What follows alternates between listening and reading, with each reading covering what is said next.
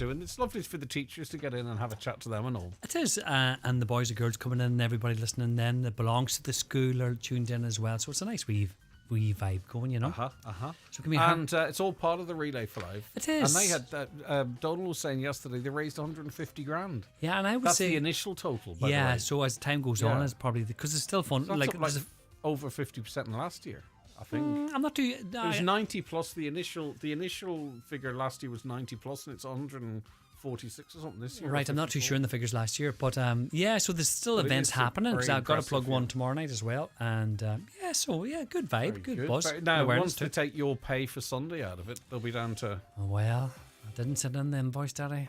Don't know where to send it. It's imaginary one, I think. Exactly, no money message. All right. As if you would. All right, Lee, listen, thanks very much. See you tomorrow, which will be the middle of the week. I know you like that. All right, take care. All right. Okay, we're heading into Tuesday's 9 till noon show. It is 9 o'clock. Let's get that news update, and it's over to Michaela Clark. Thanks, Greg. Good morning. Donegal County Council has confirmed that the preparation of a business case for Letterkenny Fire Station is underway. It's expected that will be completed by mid-July. Councillor Jeremy McMonigal has called on fire service management to halt any planned operational capacity changes at the Letterkenny station, including the removal of the second fire engine, incident command vehicle and water tanker until the business case is completed, which the council has agreed to. The Donegal Firefighters Association in March warned that planned cuts to the service would threaten public safety. Councillor McMonigal says it's vital the service is properly resourced. The commitment from the management is to say that the business case will be concluded by mid-July and that it will be presented to us at a workshop here. It will be very good news for the fire service fighters in Letterkenny. As we know, Letterkenny is a large town with universities, a large hospital and many housing estates. So it's very incumbent on us to ensure that there's the proper level of cover for all of those eventualities that may arise. The Taoiseach will ask Cabinet to approve the drafting of the Occupied Territories Bill today. It will ban the import of goods from Israeli companies operating in Palestinian territory. The original bill, published 7 years ago, included services as well, but this latest proposal does not. Simon Harris is hoping other countries follow Ireland's lead.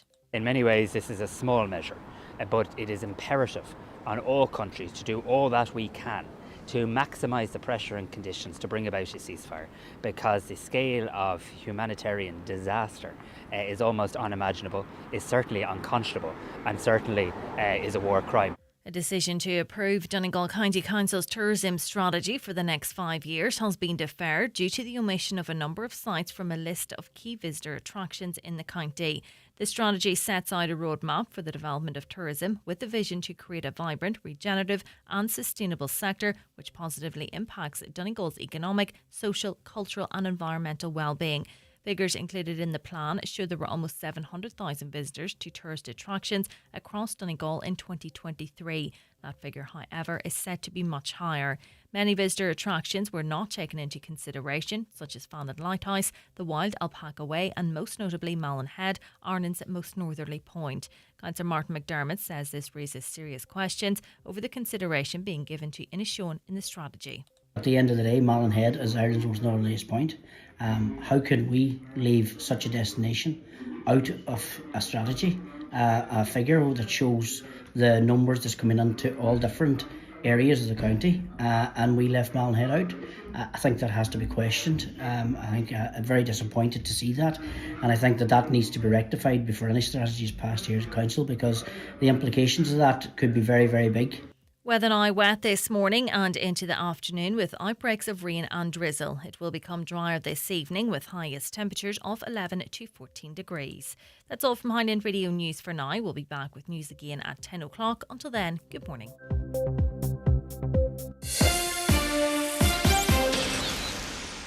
Hey there, looking for car insurance that's simple, fast and comes with a little extra? That's RedClick. You can save an average of €245 when you quote online. Insurance that's easy, insurance that's quick. Whenever you need us, you just need to click. Visit redclick.ie. Discount based on new private car policies from 1st November 24 to 1st February 25. Max discount €300. Apply before optional covers. Subject to minimum premium. Acceptance criteria, terms and conditions apply. Generali Seguros y Reyes Seguros SAU, trading as RedClick and Generali, is authorised by the General Dictators of Insurance and Pension Funds in Spain and is regulated by the Central Bank of Ireland for conduct of business rules. And now, it's time for the talk of the Northwest. The 9 to Noon Show with Greg Hughes on Highland Radio. Hello and a very good morning. It is 4 minutes past 9 on another Tuesday. This one's the 27th of May 2025. How are you all keeping? I hope you're very well indeed. And hopefully we'll keep you informed and entertained over the next 3 hours on the 9 till Noon Show. We've got the usual mix. We're going to focus on some community events and people's stories and how we can support them. We've got community guard information, and we'll keep you up to date too, of course, with the latest developments in news, etc. 086 60 25,000. That's the WhatsApp and text number. 086 60 25,000. Stick it in your phone. You never know when you might need it. If you've never texted a radio show before, let today be that day. The overwhelming majority of people don't text the shows. Don't take the phone out. But I don't want it to be like that here on the 9 till Noon Show. We are flat out with messages, which is great because we've got a very active community, but we want to hear everyone's views. And if you want to relate them orally, in other words, call us 074 91 25,000, 074 91 25,000, and your emails come in to us, comments at highlandradio.com. If you want to watch the show, it's on YouTube, Highland Radio Ireland, on Facebook and on the X platform. League victory, parade carnage. That's the front of the Irish Daily Mail, and there's plenty of coverage of the awful scenes that came out of Liverpool as the Liverpool team paraded their cup through the city. A victory parade in Liverpool turned into carnage yesterday when a person driving a car ploughed into fans celebrating the team's Premier League win. The vehicle sped into the packed city centre just after 6 p.m, smashing into the crowd. Shocking video footage captured the moment the car turned into Water Street, with the driver beeping the horn as he revved backwards and forwards in the crowd. Fans tried to stop the vehicle and pulled the door open, but the driver slammed it shut before surging forwards. It'll be important to find out what led to this. I have a sense, and I don't want to be insensitive, I have a sense of what the driver's going to say, that he panicked or something along those lines. I don't think this was... we have seen similar events where crowds have been targeted. My feeling is that this isn't one of those, and this is in no way to mitigate what this person was responsible for, but I suspect that will be the defence, that he will claim that he was... he panicked in that situation. We shall see. Fans tried to stop the vehicle and pulled the door open, but the driver slammed it shut, as I mentioned, before surging forward. Witnesses described the screams of victims and the sickening thud of bodies hitting the car as it accelerated into the tightly packed crowd on the narrow street. The vehicle veered right, then left before crossing the street and mounting the pavement, hitting men, women, and even a baby, witnesses said. When the car eventually slowed to a stop, angry fans surged forwards, hitting it, throwing bottles, screaming, "Kill him," as others attempted to lift the vehicle to rescue pedestrians trapped underneath. Within seconds, the driver was dragged from his seat before police intervened. And last night, officers were cutting a 53-year-old arrested at the scene. Merseyside police said the suspect was a white British man from the Liverpool area. And the reason they've had to clarify that, because as is the norm, the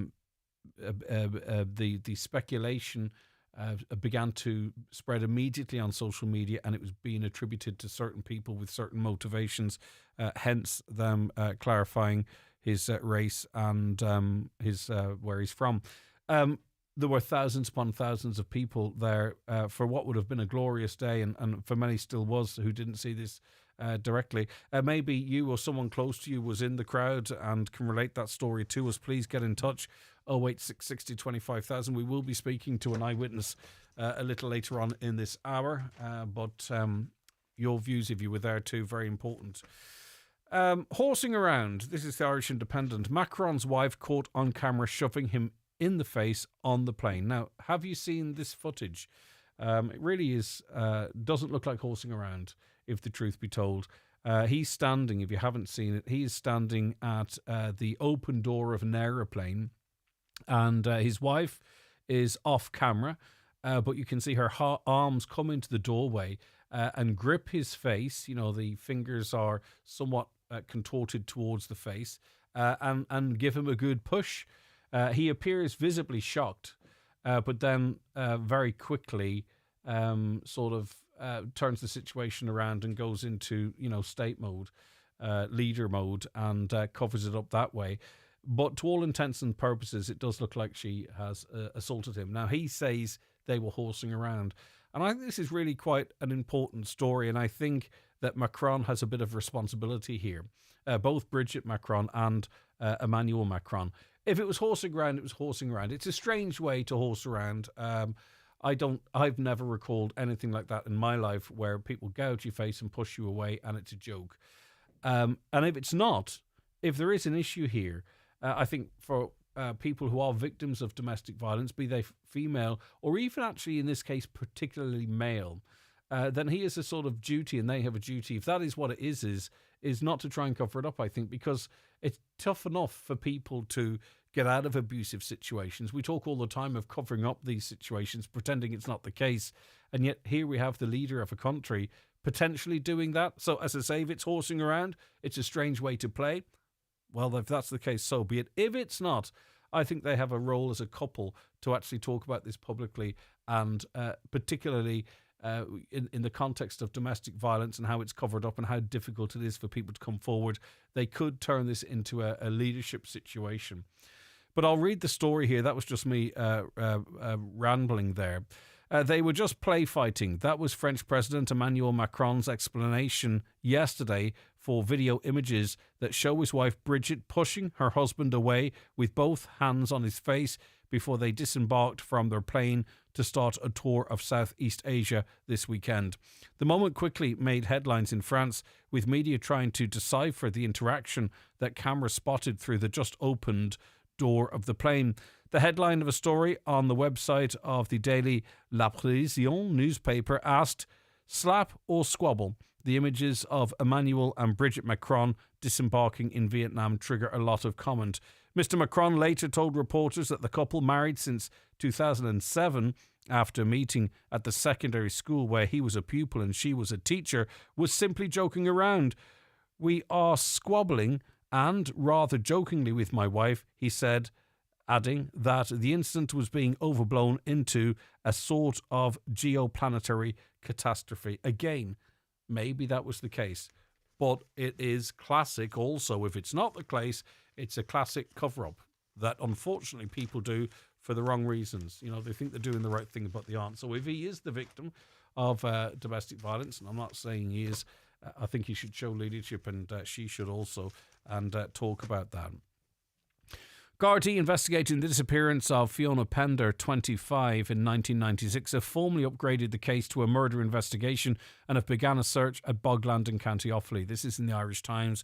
The search is the third such operation involving excavation conducted by the investigation team in Tullamore in the 29 years since Ms. Pender vanished while 7 months pregnant. Gardaí are searching and excavating land at near Calais Village, County Offaly. The operation is aimed at finding the remains of Miss Pender and is based on information received by investigators. Plant machinery has been moved into the area, and Gardaí yesterday blocked public access to a boreen that leads to the site. This is another one of those stories, by the way, whereby there is a principal suspect, and that principal suspect is out of the country. He doesn't return to the country. And again, we have so many of these. Do other countries have these as well, where it's a person who they believe to be responsible? That person is not coming back to Ireland for fear of being arrested, and they are doing these searches. Hopefully it's not a random search.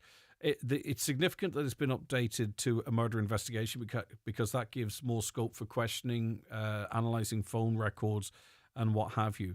The farmland being searched is about 15 minutes drive from Miss Pender's native Tullamore, where she was last seen at her flat on Church Street early on the morning of Friday, August 23rd, 1996. And another unsolved murder case is that of Michael Gain. And again, it's in all of the newspapers. It would be impossible for me to ignore it. The self-confessed Michael Gain murder suspect has declared he would have been charged if the Gardaí had any evidence on him, and says he's got no plans to leave Ireland. This is the Mirror. Former US Army veteran Michael Kelly also admitted he is an illegal immigrant and claims he was hiding underground in this country for 7 years before being thrown into the spotlight after the Kerry farmer's death. In a wide-ranging interview, Mr. Kelly spoke exclusively to the Irish Mirror about how he lived under the radar and his love for Ireland, losing custody of his 2 children after a courtroom battle with his wife after falsely claiming she was engaged in witchcraft, how he never killed anybody while serving as a soldier, and how he now accepts the human remains found in the slurry tank are those of Michael Gain after DNA confirmation. And as I said on the show yesterday, it's another strange one. It has all the hallmarks of the Sophie Toscan de Plantier, that type of a feel to it, with the chief suspect speaking in the media and on all that type of stuff. I think you understand where I'm going with that. Right, the Irish Daily Star this morning, Taoiseach Simon Harris, he's going to seek Cabinet approval this morning to draft legislation to prohibit the importation of goods from illegal settlements in the occupied Palestinian territory. However, provisions banning services as contained in the original Occupied Territories Bill proposed by Senator Francis Black, and we've spoke to Senator Black on the show a few times about this, they look set to be excluded from the legislation. But I think they've misframed it here. I don't think they're being excluded from the legislation. I think the government is actually open to arguments as it passes through the houses as to how they could be included, because there is some uncertainty as whether or not you can legally ban services. But I believe the Taoiseach is actually open to them being banned if the right legal argument can be made. Well, the government has argued that Senator Black's legislation is not constitutional and would not withstand legal challenge. Mr. Harris, who is also Foreign Affairs and Trade Minister, will state that while Ireland does minimal trade with the occupied Palestinian territory, the government has been resolute in its determination to use every lever available to end the war in the Middle East. And finally, this is kind of a nice story. You'd often hear us talking about the BT Young Scientist Award, and we've got a great history of participation and success at the BT Young Scientist Award. Well, it's not longer the BT Young Scientist Award. It's called the Stripe Young Scientist and Technology Exhibition. And it's kind of a lovely story because the 2 guys in Stripe also took part in the BT Young Scientist, and they credit it with helping form them into the people they are, and they're very very successful. I'll read the story briefly here. Tech firm Stripe has been announced as the new sponsor of the Young Scientist and Technology Exhibition. The payment processor, which operates a dual headquarters in Dublin and San Francisco, has signed a 5-year deal to be its title sponsor. Stripe was founded by billionaire bros Patrick and John Collison, who grew up in Tipperary. Both previously entered the competition, with Patrick winning in 2005. The firm replaces BT Ireland, which had been the sponsor for 25 years. Patrick, 36, said yesterday is a special... Sorry, the Young Scientist is a special institution for me and John. It amplified our curiosity and reinforced our confidence at a critical juncture. So it's a full circle story, isn't it, really, that people who enjoyed success at that competition now are billionaires, if you don't mind, and the headline sponsors. All right, it is Tuesday's 9 till noon show. Daily newspapers are courtesy of Cosgrove, Centra and Diner, Mountaintop, Letterkenny. At Cherrymore Kitchens and Bedrooms, Donegal Town, they have fantastic packages on full home renovations. Whether you're looking to update your kitchen, bedroom or living room, visit cherrymore.ie, proud sponsors of today's show. Fly EasyJet from City of Derry Airport to Edinburgh, Liverpool, or now from the 1st of September, Birmingham. Book now at easyjet.com. Get out there. Step out of the ordinary and into the new Lexus LBX, because this is the luxury compact SUV reimagined in every detail, where style, elegance and innovation define a new kind of driving experience. It's your world. Make it extraordinary. Experience the new LBX Hybrid at your Lexus retailer, available with a range of flexible payment options.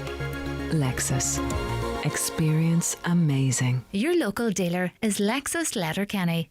Are you a community hero? Return is championing over 3,000 community initiatives across Ireland's cities, towns and villages with our Small Town Big Difference campaign.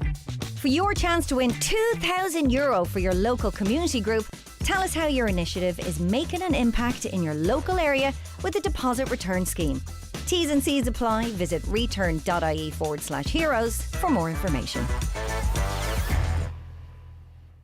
It's the Right Price Tiles wood flooring and bathware 70% off sale. Get up to 70% off all your purchases. Up to 70% off all tiles, all wood flooring, all bathware. Everything's reduced in store. The 70% off sale at Right Price Tiles wood flooring and bathware. Stores nationwide. Sale ends Sunday. At Hidden Hearing, we believe you should keep hearing it all. Keep dancing. Keep celebrating. Keep laughing. Keep being you. Call 1-800-370-000 or go to hiddenhearing.ie and book a free hearing test today. Hidden Hearing. Your hearing is our expertise. Highland Radio Time Checks brought to you by EirGrid, the operator and developer of Ireland's electricity grid. EirGrid, powering up communities, powering up Ireland. The time is? It's 19 minutes past 9.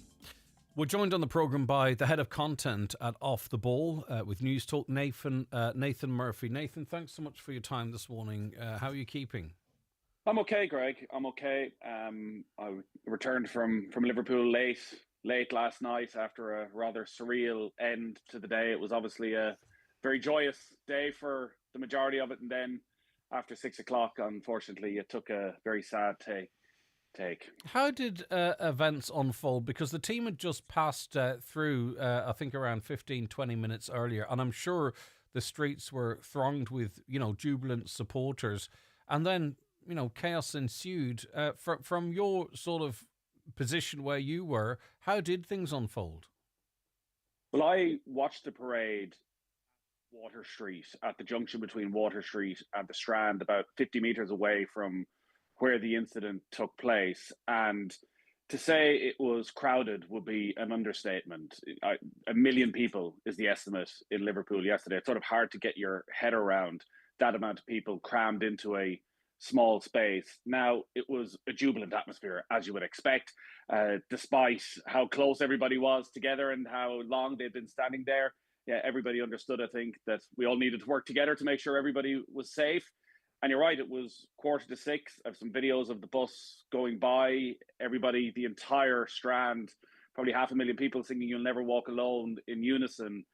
And once the bus went by, it was a very wet day in Liverpool, torrential rain. So I think everybody was just ready to go. They'd been standing out for 4 or 5 hours. So I started walking up Water Street with tens of thousands of other people. It was a very slow pace. There was just too many people crammed into the street. The only equivalent I could get is coming out of Croke Park and Jones's Road 10 minutes after an All-Ireland final. And I peeled off to a street just to the left-hand side at about 10 to 6 and went about my business, was going to get something to eat, planning on heading back to the airport. And about 20 minutes later, reports started to come through that there had been this really, really terrible and tragic incident that thankfully somehow nobody was killed in. Is it easy, do we know if there was vehicle, cars, other vehicle traffic driving in this area, or had this vehicle access the area, or? Well, anyone who's seen the video, as you can see, there's no room for vehicles.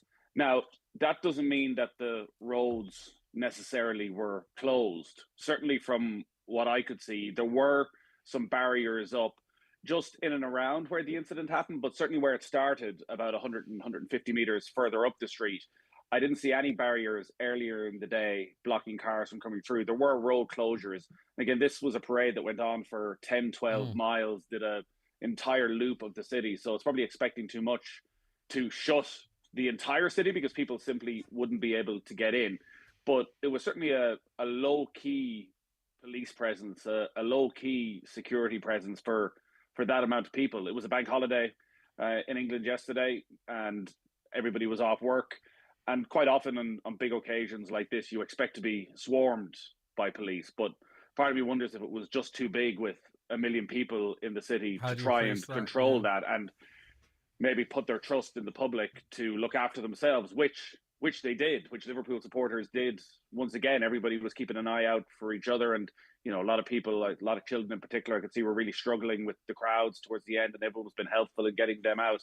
But yeah, it did seem as though there were cars parked along the streets. Now, whether that has anything to do with what actually happened in the end, it's still speculation. It is, and perhaps not necessarily helpful. But that being said, you were there, you witnessed it, and we've seen the video footage. And did this person intentionally drive into this environment to act as he did? Did the person panic, not realizing what was going on, and feared and put the foot down? I don't know. Like, there's no excuse. I'm not saying that for a second, but it doesn't have the hallmarks of instances we've seen in other European cities, if that makes sense. No, and I think the police were quick to rule out terrorism as a likely cause for this. And regardless as to what happened, whether it was intentional, whether it was a moment of panic, whether this person ended up in the wrong place at the wrong time, I think the questions are definitely going to start as to how, within 15 minutes of a parade that had a million people at it, people were even able to get into their cars and start driving on the street. What were the cars doing there in the first place? And as I say, when I was on Water Street, I just peeled off to my left-hand side going over to a nearby hotel, and I ended up sort of taking a shortcut through a small car park. And I remember thinking at the time that, like, these people are going to be here for hours. Yeah. Like, this, as I say, this was a massive event. It wasn't one you could have expected to get away from quite quickly. And you do wonder if just the sheer weight of numbers was maybe too much for the authorities to deal with yesterday. But it certainly feels as though there was some sort of a breakdown that a car 15 minutes after the parade can be, and to be, like, that's within 50 meters probably of where the bus went by. Yeah, it's remarkable. And such was the crowd and the scale of this celebration, as you've outlined. There would have been people relatively close, and certainly those some distance away would have been oblivious to what was going on, continuing the celebrations. Completely oblivious. And it was a very strange and surreal atmosphere around Liverpool last night. So for people who maybe know the city, Dale Street, Water Street, it's basically the next street over from the Cavern Club district. So a real central tourist spot. There's a lot of bars, there's a lot of restaurants. And as I was walking down to the incident, probably half an hour, 45 minutes later, like, the pubs are packed. People are singing. People are still enjoying the celebrations. It's a bank holiday. They're all out for the day. And even 4 or 5 hours afterwards, that was still continuing. It was quite chaotic around Liverpool yesterday. I'm not even sure if it was to do with the incident. I think the city was struggling to cope with the sheer volume of numbers. People talking about a 4-hour wait at Lime Street Station to try and get a train away. The city was completely gridlocked. There were no buses. I'd heard of a lot of people stranded in the city last night who just couldn't find a way out. But they just wanted to be there. They just wanted to be there. And up to that, it had been an incredible day. Like, at 20 to 6, the entire Strand, which must have had 500,000 people on it, in unison singing "You'll Never Walk Alone" as the team bus goes by with the Premier League trophy. I think the fact they couldn't celebrate it properly back in 2020 really added to it. And look, Liverpool supporters know how to look after each other. We saw it in Paris at the Champions League final a couple of years ago. You know, they know more than anybody the devastating effects a crush can have on people. So even though the numbers were frightening in many ways and being crammed into such small areas, and there were people up on scaffolding, up on every single roof, everyone was keeping an eye out for each other. Everybody was taking their time. Everybody was very respectful of each other. So, you know, for this to happen on a street like that it's just shocking. And anyone who saw the video coverage or saw the pictures or even listened to this description of it, it is remarkable that no one has been injured. I think the latest figures are 27 in hospital, including 4 children. Now, that doesn't tell the full story of the extent of their injuries, you know, because this is a 1 ton plus vehicle plowing through people. But it is, you know, a miracle no one has been killed. An absolute miracle when you look at the footage and people been thrown up into the air and caught under the vehicle. I met a couple of Irish supporters down by the police cordon when I went down who had stepped out of the way of the car coming and were totally shell-shocked. Couldn't believe what they had just seen. And from those initial conversations with them, they were certainly expecting the worst. As one of them said, it went from being the best day of his life to the worst day of his life in a matter of minutes. So I think just a huge sense of relief that somehow it looks as though we've escaped this without any fatalities. All right, listen, Nathan, glad you got home safe because it was so random. We just don't know what could have happened. And thank you so much for helping us understand it from the ground. I appreciate your time, Nathan. Thanks, Greg. Bye-bye. That's Nathan Murphy, who's head of content at Off the Ball, as you heard. He was over in Liverpool for those celebrations, which turned tragic, it has to be said, very, very quickly. If you were in and around Letterkenny yesterday, you would have realised, and it almost was from the start of the day to the end of the day, that the town was gridlocked. It was very hard to get about. I have some comments that people sent in to me a little later on, but ironically, you could say, that yesterday, as the town was chock-a-blocked, Donegal County councillors were debating and eventually approved Part 8 approval to works at Ballyrain Road and the Circular Road. Now, these proposals will add bicycle lanes and improve pedestrian facilities to both routes while turning some roundabouts into signalised junctions. We've heard from Councillor Kieran Brogan on this programme a number of times. They are not too keen on these projects at the moment. They believe they are premature. So we found ourselves in a situation whereby, you could argue that the situation may get worse before it gets better.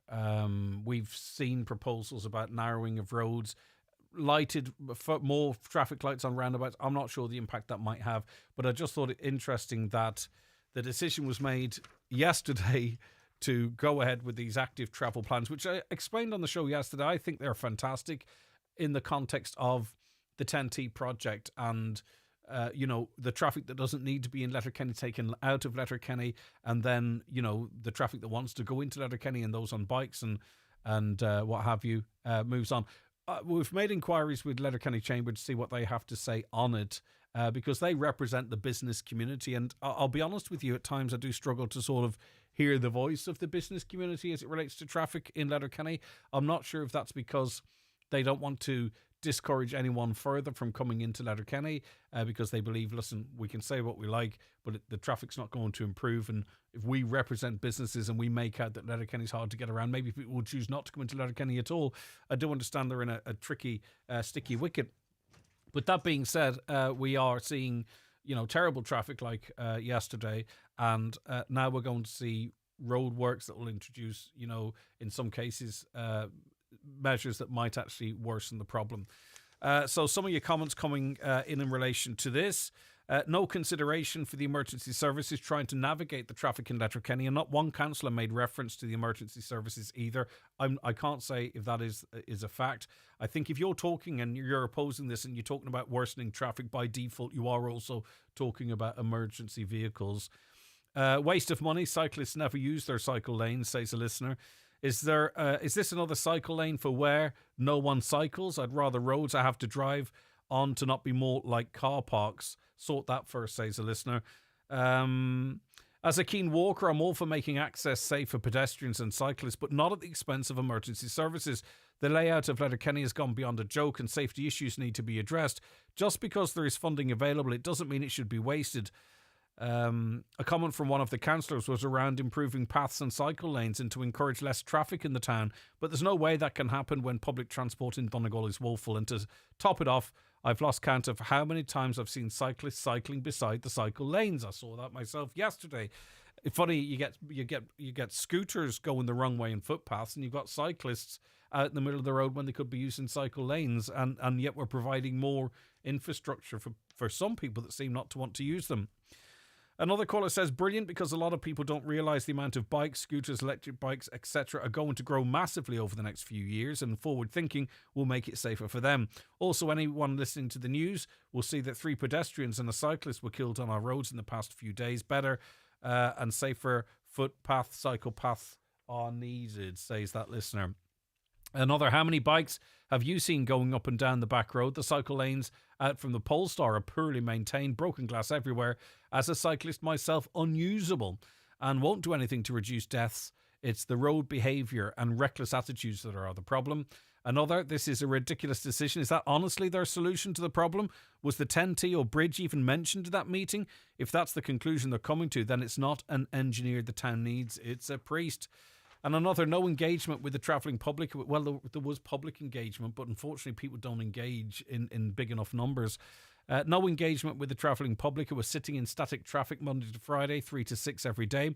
If they did their research and have one iota of brain power, they would know that bicycle lanes are as useful as an ashtray on a motorbike on the Ballyrain Road. Well, on some of the roads in Letterkenny, an ashtray and a motorbike would be perfectly functional because you're not moving and the ash wouldn't be going anywhere. But I take your wider point. If you have a view in relation to that, you know what, as I say, my inbox was on fire yesterday with people frustrated with the traffic in Letterkenny, and on the same day measures were passed to make the town more cycle and pedestrian friendly. As I say, we all want that. We all need it. Is now the right time in the absence of relief roads, etc., or a ring road or whatever it might be? If you have a view on that, you feel free to share. I'm not trying to stir. I'm just trying to make sure that I'm reflecting the views of people out there. 08660 25,000 WhatsApps and texts to that number. Or if you prefer, you can give us a call on 07491 25,000.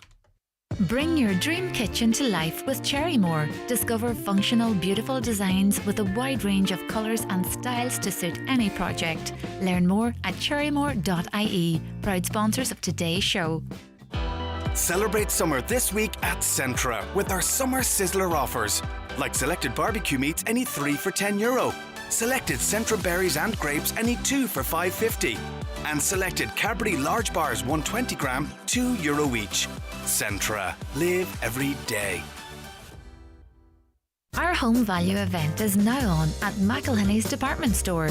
Discover unbeatable offers on your favourite homeware brands with major savings of up to 50% off bedding, home decor, kitchenware and more. Visit us to explore the home value event in store or shop online at mcelhenneys.com today. Charge into summer with TUI. Choose from a beach cruise or city break or Mexico flying direct from Dublin. Holiday sorted. TUI, live happy.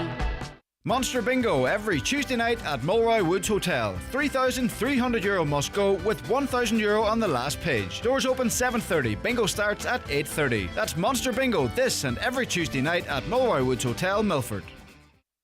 Here at Braden's House to Home Interiors, Moville and Bridgend, we stock recliner and fabric suites, dining tables and chairs, beds and mattresses, curtains and rugs, and don't forget our large flooring department stocking carpet, vinyl and laminate flooring. We can't be beaten on price or quality and give a weekly delivery service to Donegal, Derry and Strabane, not to be matched. So call in today to Braden's House to Home Interiors, Moville or Bridgend for all your home furnishing needs. It's the 2025 World Chip Sizzle Freestyle Contest, and Charlie's Chips are in the lead again. They're coming up to the finishing pan, and Charlie's Chips are the 2025 World Champions. Sourced locally, hand-cut and freshly cooked, served with mouth-watering burgers, fresh battered fish, or delicious chicken, plus a great selection of gluten-free options. Open Tuesday to Saturday 12 to 8, and every Friday for breakfast from 9. When the hunger hits, pull into Charlie's on Pierce Road, Letterkenny. Join Slee Columkill on Saturday, June 7th for a special one-day 18-kilometre guided trail from Creeslough to St Columkill's Abbey and Garton. Follow in the footsteps of history with amazing scenery and heritage at every turn. Registration is at 9 a.m. at St Michael's Church, Creeslough, and you will be guided every step of the way. For more information and to book your place, visit sleecolumkill.org. Okay, you're very welcome back to the programme. A caller says, Greg, firstly, my sympathy to the people of Liverpool on that terrible incident yesterday evening. It's interesting to note that some right-wing people, some local groups, tried to twist this unfortunate incident into a terrorist one by concentrating on what nationality the person was responsible. It makes my blood boil. Yes, but we're so polarised that people sort of go, oh, well, I've seen some people actually went to the extent of saying that it's a cover-up and they're actually covering up the true identity of people. People are so locked into their points of view sometimes that they can't sort of, think not like sheeple, if that makes sense. Greg needs to cop on. The Macrons have no responsibility to discuss their private affairs in public. Well, that's what I'm asking. Maybe they do. Do they? if there is domestic abuse in that situation, and you try and, I mean, how many, men or women have turned up at an event and someone spotted bruising or something, and they've said, "Are you okay?" And they've gone, "Oh no, everything's fine." It's maybe they are in a position to show leadership on such a vital issue. I don't know what the answer to that question is. I just put it out there. Obviously, that person disagrees. Everyone's entitled to their private lives. I do take that. Right, more coming in on cycling and walking in and around Letterkenny, but I want to go to Bettina now, who has written an open letter to Taoiseach Micheál Martin. Bettina, it's on the issue of Gaza. Thank you very much for joining us. I do appreciate it. Good morning, Craig. Thank you for having me. Before we sort of go into the thrust of your letter, I presume it was written before we heard this morning that the government is very keen to progress the Occupied Territories Bill, which would mean we wouldn't be purchasing products from occupied territories. And the government, although they say their legal advice is that services can't be included, the government have said that they are open to services being included if the legal argument can be made. And there also the sense from Senator Francis Black, who's behind that bill, that other European countries are watching closely to this and may follow suit. Is this the type of meaningful action that you wanted the government to take, and does it really address some of the concerns you had in your letter? It was written over the week, and I actually had the Occupied Territory Bill in mind. Mind you, if you look close at the bill, it doesn't seem to do much. I mean, what products or services do we get from the occupied territories? I think even Simon Harris mentioned something that is just above nothing. It's very little. So it wouldn't do anything. It would not help to stop the killing of people in Gaza. Not at all.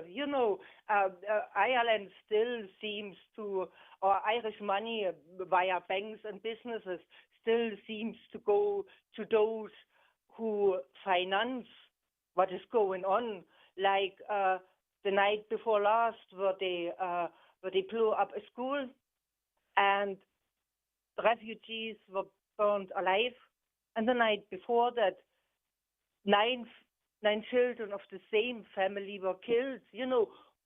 Our money goes to the people who finance those things, and you would have thought Ireland knows better. My relating to the famine is because the Irish know very well about famine. But I'm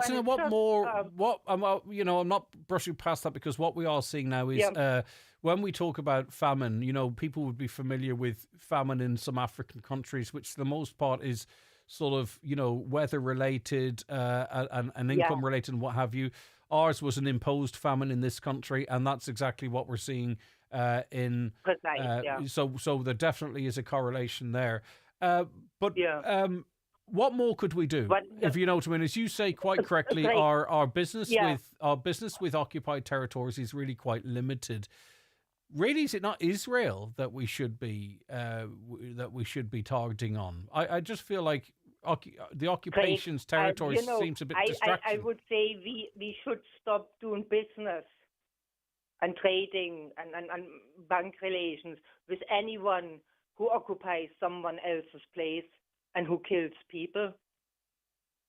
We shouldn't be dealing with those people. I'm not being smart, but I'm not being. And the Irish government is very good in talking, but something has to be done that we do not support financially. I'm not being smart, but obviously, Britain occupies part of Ireland. You're not suggesting that we don't do trade with them, I take it. Well, I mean, there have been the Good Friday Agreement and things like this, So this has been regulated on a manageable basis, But as I said, at the moment, as far as I know, the British government doesn't kill any Irish citizen in Northern Ireland. Not for a while. Betna, what? But Can I what ask I was what? trying to say. Can I ask what country you're originally from? I know you're living here in Ireland, and we're very happy to have you, Betna. But I do note the accent. I'm originally from East Germany. Yeah, and I'm not trying to distract, but what is your views on especially given the German history? What's your views on Germany using their veto to stop the EU taking further action against Israel? Because we do live as part of a union, okay, and it is actually Germany as one of the principal countries that refuses to allow the EU to take the sanctions against Israel that the majority of member states wish to. How does that make you feel? You're, as I say, I know you're living in. I presume you have dual citizenship, but just your German part. What's your reaction to your country's softly approach to Israel? No, I think they have lost the plot completely. I mean, they still have this because people, Jewish people in particular, in the concentration camps, and they still, I think have this guilt, this heavy guilt over the nation. That is like, and I was funny enough. I was just thinking the other day. It's like an indelible stain that to this day. Basically, because you are German, you still can be called a Nazi because they can't think of a better name to call you. It is quite remarkable in Germany in that, not distracting, but the swathes of music and culture that has been lost. And I think people in East Germany are particularly more aware of this. That in reaction to the actions of the leaders of the country at that time. To try and cleanse the conscience or history, like there is so much, and you're probably in a better position to point to this than I am, Bettina. There's so much of sort of culture and whatever as well that's not directly connected to the Nazis that's sort of been expunged, that no longer exists. It's an interesting situation. Yeah, probably. But to come back to the indelible stain, I think what is now happening will leave an indelible stain for at least as long for sure as Germany has a stain. And before we just take it back to before we take it back to the Irish government, one question, and I think you quite rightly mentioned that there is a guilt there, and that's why Germany is using its veto. But that being said, Israel should know, but even Germany particularly should know. There are victims here. Right? They were the perpetrators against the Jewish people. But they must recognize that what's happening to the Palestinian people is, to some extent, history repeating itself. So would you not get past the abused child becomes the abuser? That's the same. That's the same effect, But I cannot understand why Germany is still playing the we are ever so guilty card. That they should realize that they actually have to do something to help the people who are now dying in front of our eyes. And that was also what the letter was about. That we are watching it. We are reduced to bare spectators. Sitting there. The evening news.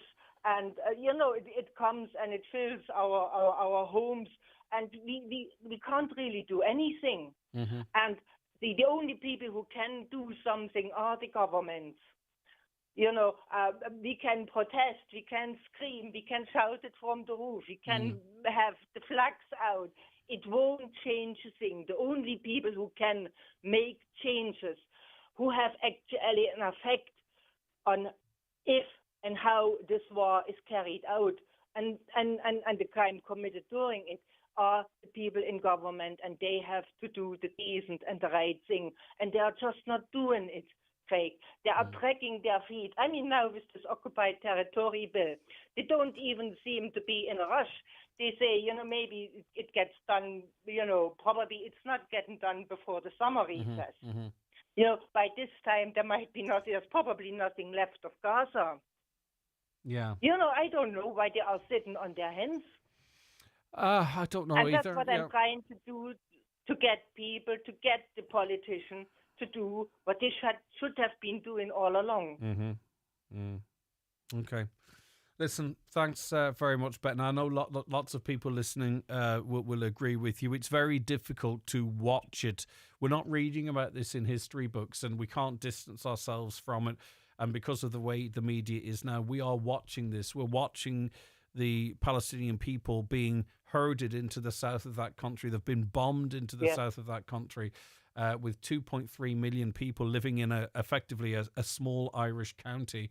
And now, while they've been corralled into that area, the bombs continue to drop, and young innocent people who I think sometimes a lot of people don't recognize them as people, and I don't mean that to do with race or anything.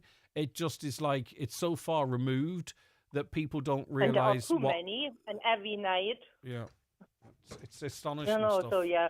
Listen, Betna, thank you for sharing your views with us as well. That's Betna there, living in Buncrana, who sent that letter to Micheál Martin. Right, okay, let's take a break. Lots of you commenting on the situation in Gaza as well, but also Letterkenny and other issues as well. We love your views, obviously. They're very important.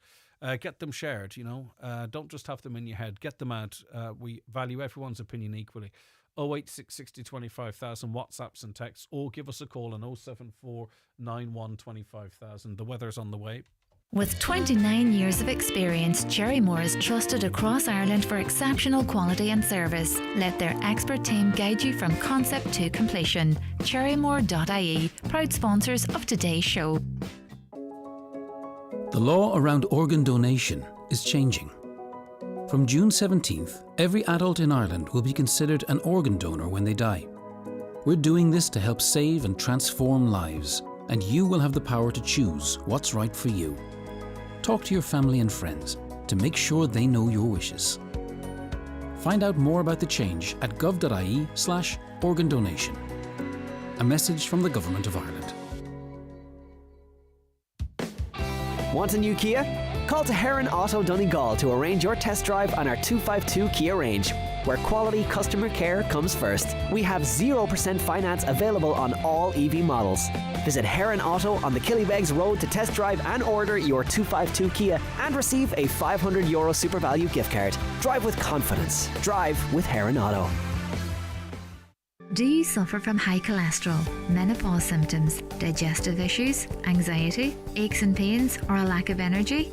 The highly trained team at The Natural Way Letterkenny can provide advice on natural remedies for a number of individual health issues. The Natural Way also has its own brand of herbal treatments to help fight fatigue, relieve digestive discomfort, maintain a healthy immune system, and alleviate common menopause symptoms. The Natural Way at Letterkenny Shopping Centre, your one-stop health shop.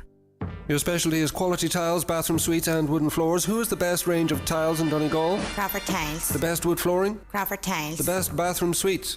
Crawford Tiles. 5-day bathroom refits? Crawford Tiles. And who's been tampering with my questions? That'd be me. Crawford Tiles, Castlefin. That'd be them. 07491 43942.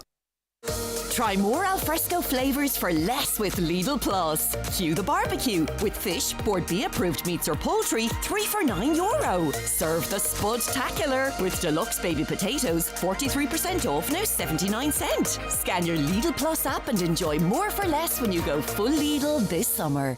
Highland Radio weather updates with McElhenny's. Get set for summer with all new arrivals dropping every week, from fashion to footwear and homeware to cosmetics. Discover more in-store or shop online at mcelhennys.com today. So it's going to be cloudy and wet this morning. Outbreaks of rain and drizzle spreading northeastwards. There'll be further outbreaks of rain and drizzle into the afternoon, though it'll become lighter and patchier by evening time. Temperatures of 10 to 14 degrees. Philip, your reaction to the news. Good morning to you, by the way. Your reaction to the news that councillors have greenlit these active travel plans for Letterkenny.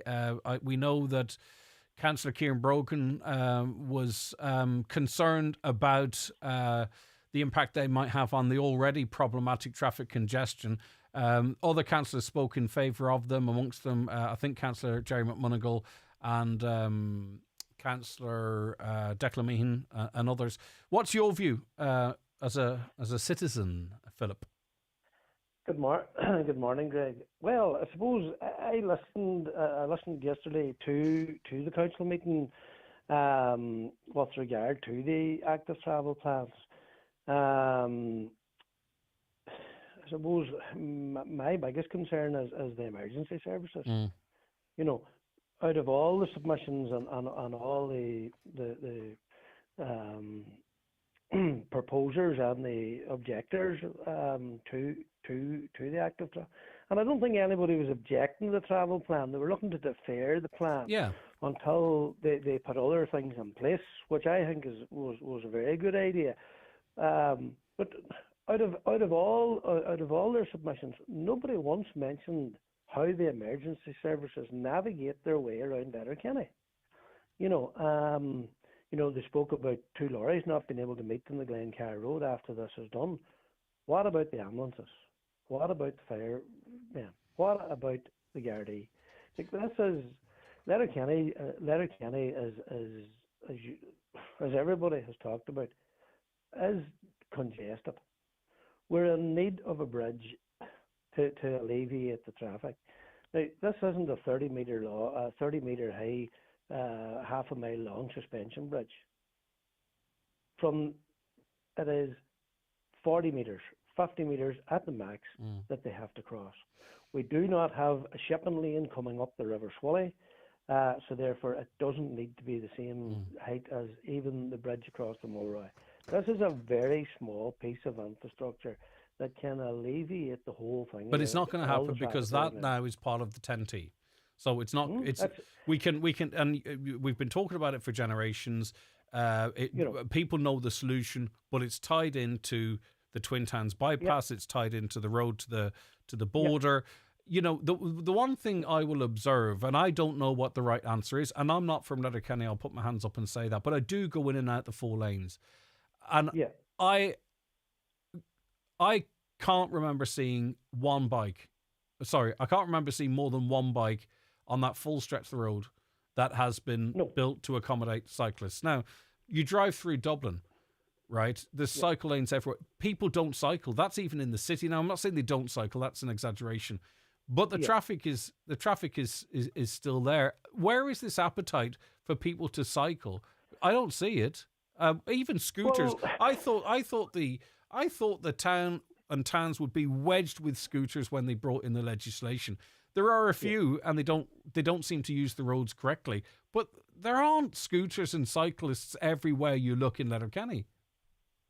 Greg, if you talk to any of the guys that's out cycling, they won't use the cycle lanes because they're not maintained, because they're dirty, because they are getting punctures on them. You know, the way that road has been designed out there for even the cycle lanes, it's a nightmare to get the road sweeper up to sweep it. It's physically, somebody has to go with a power washer and blow the dirt out onto the road. Well, it didn't help that they put in high ridges. That means cars can't get out of the way of ambulances and police cars and Garda cars. Back to your point as well, that's also going to complicate cleaning of these cycle lanes.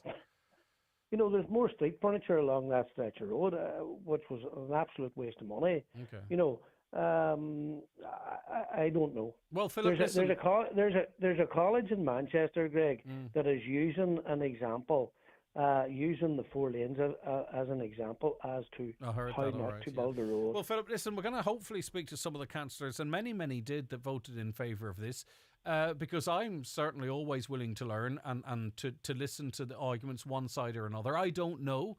On the face of it, I'm a driver principally, and I was stuck in Letterkenny for an hour yesterday, an hour and a half. But I don't want to be selfish either. Maybe I'm not seeing the bigger picture, and I think conversation is the way to get to the sort of where we need to be at. So I'm very open to listen to what people have to say, and I enjoyed listening to you, Philip. Thank you so much for your considered thoughts and opinions there. As I say, we'll be back to that conversation later in the show, but now we'll take a break for the news and the obituary notices. Need some inspiration for your home renovation? Explore Cherrymore's kitchen and bedroom collections and create a space as unique as you. Book your design appointment today at cherrymore.ie, proud sponsors of today's show. At iMotors, it's not just about cars, it's about great experiences. Just ask Michelle. I recently purchased a car with Gavin at iMotors. Very professional, happy to help, and the trade-in was seamless. If it worked for Michelle, it can work for you too. Browse trusted used cars now at imotors.ie or visit their showroom today in Letterkenny or Malin. iMotors, fearless generation. The closing date for the Bus Air and School Transport online portal is Friday, 6th of June. The portal will close for 3 weeks after this date. To make a payment or enter medical card details, go to busaaron.ie/school transport. Ticket prices remain the same as last year. A late payment may mean that a school transport ticket is not available for your child. An initiative of the Government of Ireland. Make more meals for less with Dunnes Stores, where you'll save on ingredients to make delicious hot dogs.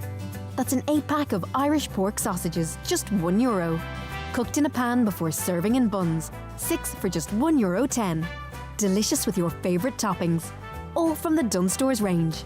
Plus, you can save at the till with a 5 off 25 grocery voucher. Dunnes Stores, always better value. Terms and conditions apply. Voucher can be used on next in-store grocery shop of €25 or more. Jace Medical is now open in Letterkenny, offering expert-led medical assessments and diagnosis in a modern private healthcare setting.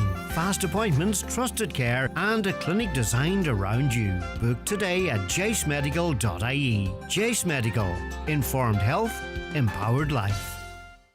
Hi, Paddy here at Shane Conley Cars in Donegal Town. Are you looking to upgrade your car?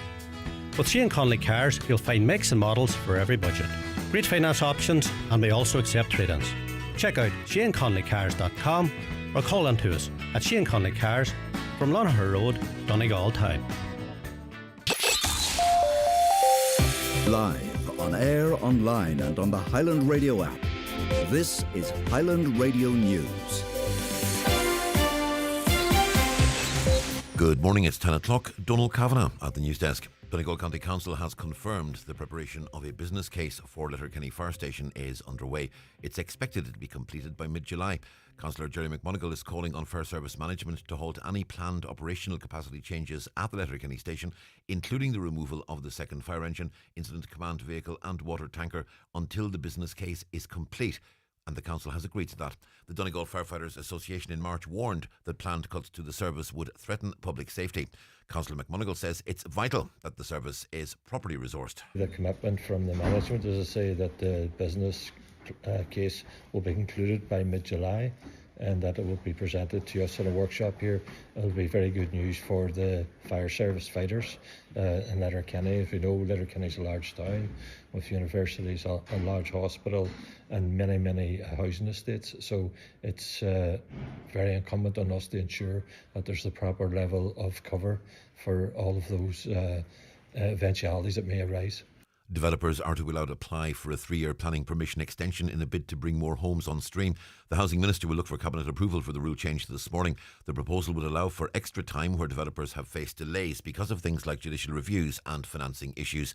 Gavin Lawler, President of the Irish Planning Institute, is welcoming the move. It effectively echoes what's in the new Planning Act, whereby the clock stops in relation to judicial review if one is taken.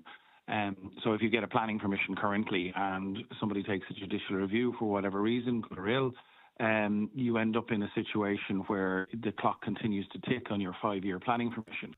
Donegal County Council has agreed to write to the Minister for Education and Minister for Children, expressing concern regarding the rising use of smartphones and social media among young children. Councillor Brian Carr says the recent Netflix show Adolescence highlighted the impact smartphones and social media can have on young people. He's calling on the government to state what plans or policy they have and intend to roll out to protect the well-being of children. Councillor Carr is praising the efforts of one local group who have been targeting the use of smartphones in primary schools. This last 2.5 years now, there's been a group in Glenties, Ardra and Let's Ward that's trying to implement the likes of this, and their main aim is to not give mobile phones to children until after primary school. And they've been trying to do this now for a number of years. They've done lots and lots of work, lots of research and everything on this. But they need the government to step up, put a law in place so that they can work with this law to implement no phones until you reach secondary school at least. The Taoiseach will ask Cabinet to approve the drafting of the Occupied Territories Bill today. It'll ban the import of goods from Israeli companies operating in Palestinian territory. The original bill, published 7 years ago, included services as well, but this latest proposal does not. Simon Harris is hoping other countries follow Ireland's lead. In many ways, this is a small measure, but it is imperative on all countries to do all that we can to maximise the pressure and conditions to bring about a ceasefire, because the scale of humanitarian disaster is almost unimaginable, is certainly unconscionable, and certainly is a war crime. Well, at yesterday's meeting of Donegal County Council, Councillor Declan Meehan called for the Central Bank of Ireland to immediately end the regulation of the Israeli bond issuance programme. Councillor Meehan says all ties need to be cut with the genocide in Gaza and the Central Bank need to be held to account. The motion was unanimously supported and the Council has agreed to write to the Central Bank on the matter. And My Waste says using brown bins is good for the environment and the economy. It comes as they launch a new campaign for National Food Waste Recycling Week, which begins on the 1st of June. That is being supported by Donegal County Council. The total number of brown bin owners across Ireland is approximately 1.2 million. Pauline McDonough is Resource Efficiency Officer at My Waste. By taking this food waste out of our general waste bin, we contribute positively in terms of climate action because we're dealing with the carbon that's in that food waste. And we're also improving our recycling rate because all of this brown bin waste that becomes compost is added to our recycling rate. Well, the forecast wet this morning and into the afternoon with outbreaks of rain and drizzle. It'll become drier this evening with top temperatures of 11 to 14 degrees Celsius. And that's Highland Radio News. We're back with news again at 11 o'clock. In the interim, check all the latest news on our website, highlandradio.com. But for now, from the news team, good morning. The obituary notices for this Tuesday morning, May the 27th. The death has taken place of Big Pat Logue, 30, Sperrinview Sign Mills, reposing at his home from 4 o'clock this afternoon. Fiona leaving his home on Thursday morning at 10:25 for Requiem Mass in St Teresa's Church, Sign Mills at 11 o'clock. Interment afterwards in the adjoining cemetery. No mass cards or flowers please. Donations in lieu of flowers please to Famine Box, St Teresa's Church, Kev Quigley Funeral Directors. Family time please from 10 o'clock to 11 o'clock and on the morning of the funeral. The Requiem Mass can be viewed live via the parish webcam. The death has occurred of Paddy McLaughlin, Fildara, Templemoyle, Culdaff. Paddy's remains are reposing at his home. Funeral from there tomorrow afternoon at 1:30 for 2 o'clock funeral mass in St Patrick's Church, Clay, followed by interment in the adjoining graveyard. Family time from 10 o'clock until 11 o'clock. The death has occurred of Bridget Ewing, née Scanlon, 29, the Curragh, Killygordon, reposing at her late residence today from 11 o'clock to 9 o'clock. Funeral from there tomorrow morning at 10:20 for Requiem Mass in St Patrick's Church, Crossroads, Killygordon at 11 o'clock, followed by interment in the adjoining churchyard. Requiem Mass can be viewed live on the parish YouTube channel. Family time on the morning of the funeral. Donations in lieu, if so desired, to the Alzheimer's Society of Ireland, either directly or care of any family member. And the death has taken place of Kieran Gillen, Church Road, Carndonagh. Kieran's remains are reposing at the family home at Church Road today from 1 o'clock until 9 o'clock. Funeral from there tomorrow morning at 11:30 for 12 noon funeral mass in the Church of the Sacred Heart, Carndonagh, followed by interment in the adjoining graveyard. The family home is private on the morning of the funeral. Funeral mass can be viewed live on carndonaghparish.com. Family flowers only please. Donations in lieu if desired to the Alzheimer's Society of Ireland, Donegal branch, care of any family member or Emma McLaughlin, Funeral Director. For family information and more details regarding wakes and funerals, please go to highlandradio.com. Highland Radio. Are you a community hero? Return is championing over 3,000 community initiatives across Ireland's cities, towns and villages with our Small Town Big Difference campaign. For your chance to win €2,000 for your local community group, Tell us how your initiative is making an impact in your local area with the deposit return scheme. T's and C's apply. Visit return.ie/heroes for more information. Welcome back to the 9 till noon show. Coming up in the next wee while, we'll have Community Garda information for you, where we have the very latest appeals and information from An Garda Síochána first here. A caller says nothing better than cycling down an empty bike lane past traffic jams of cars, though bike lanes definitely are underused and need basic maintenance, broken glass, rocks, etc., which, you know, if you're going for a casual cycle, might not be too bad, but if you're bombing along commuting to work, especially on the smaller tired bikes, you know, that is treacherous in and of itself. But would we not need to learn our lessons from the current infrastructure and implement a plan to make sure that doesn't happen with the rest? I don't know. I don't want to sort of go between two topics here, and I've mixed them up myself. So I'll do the traffic issues first, and then go on to the other stuff. As usual, zero common sense applied to decisions. The roads in Letterkenny are over-congested, and that issue is only growing. Reducing lanes for underused cycle lanes will only exacerbate the congestion issue on the worst road for it. The people making the decisions need to be held accountable for the mess that will follow. I suppose, too, it's interesting because this is an all-county council decision. If you're from Letterkenny, do you have any issue with people from North Inishowen, West Donegal, South Donegal from voting on this matter? Because, you know, I mean, it'd be easy for me to vote in favour of it. I don't really, you know, it doesn't necessarily affect me.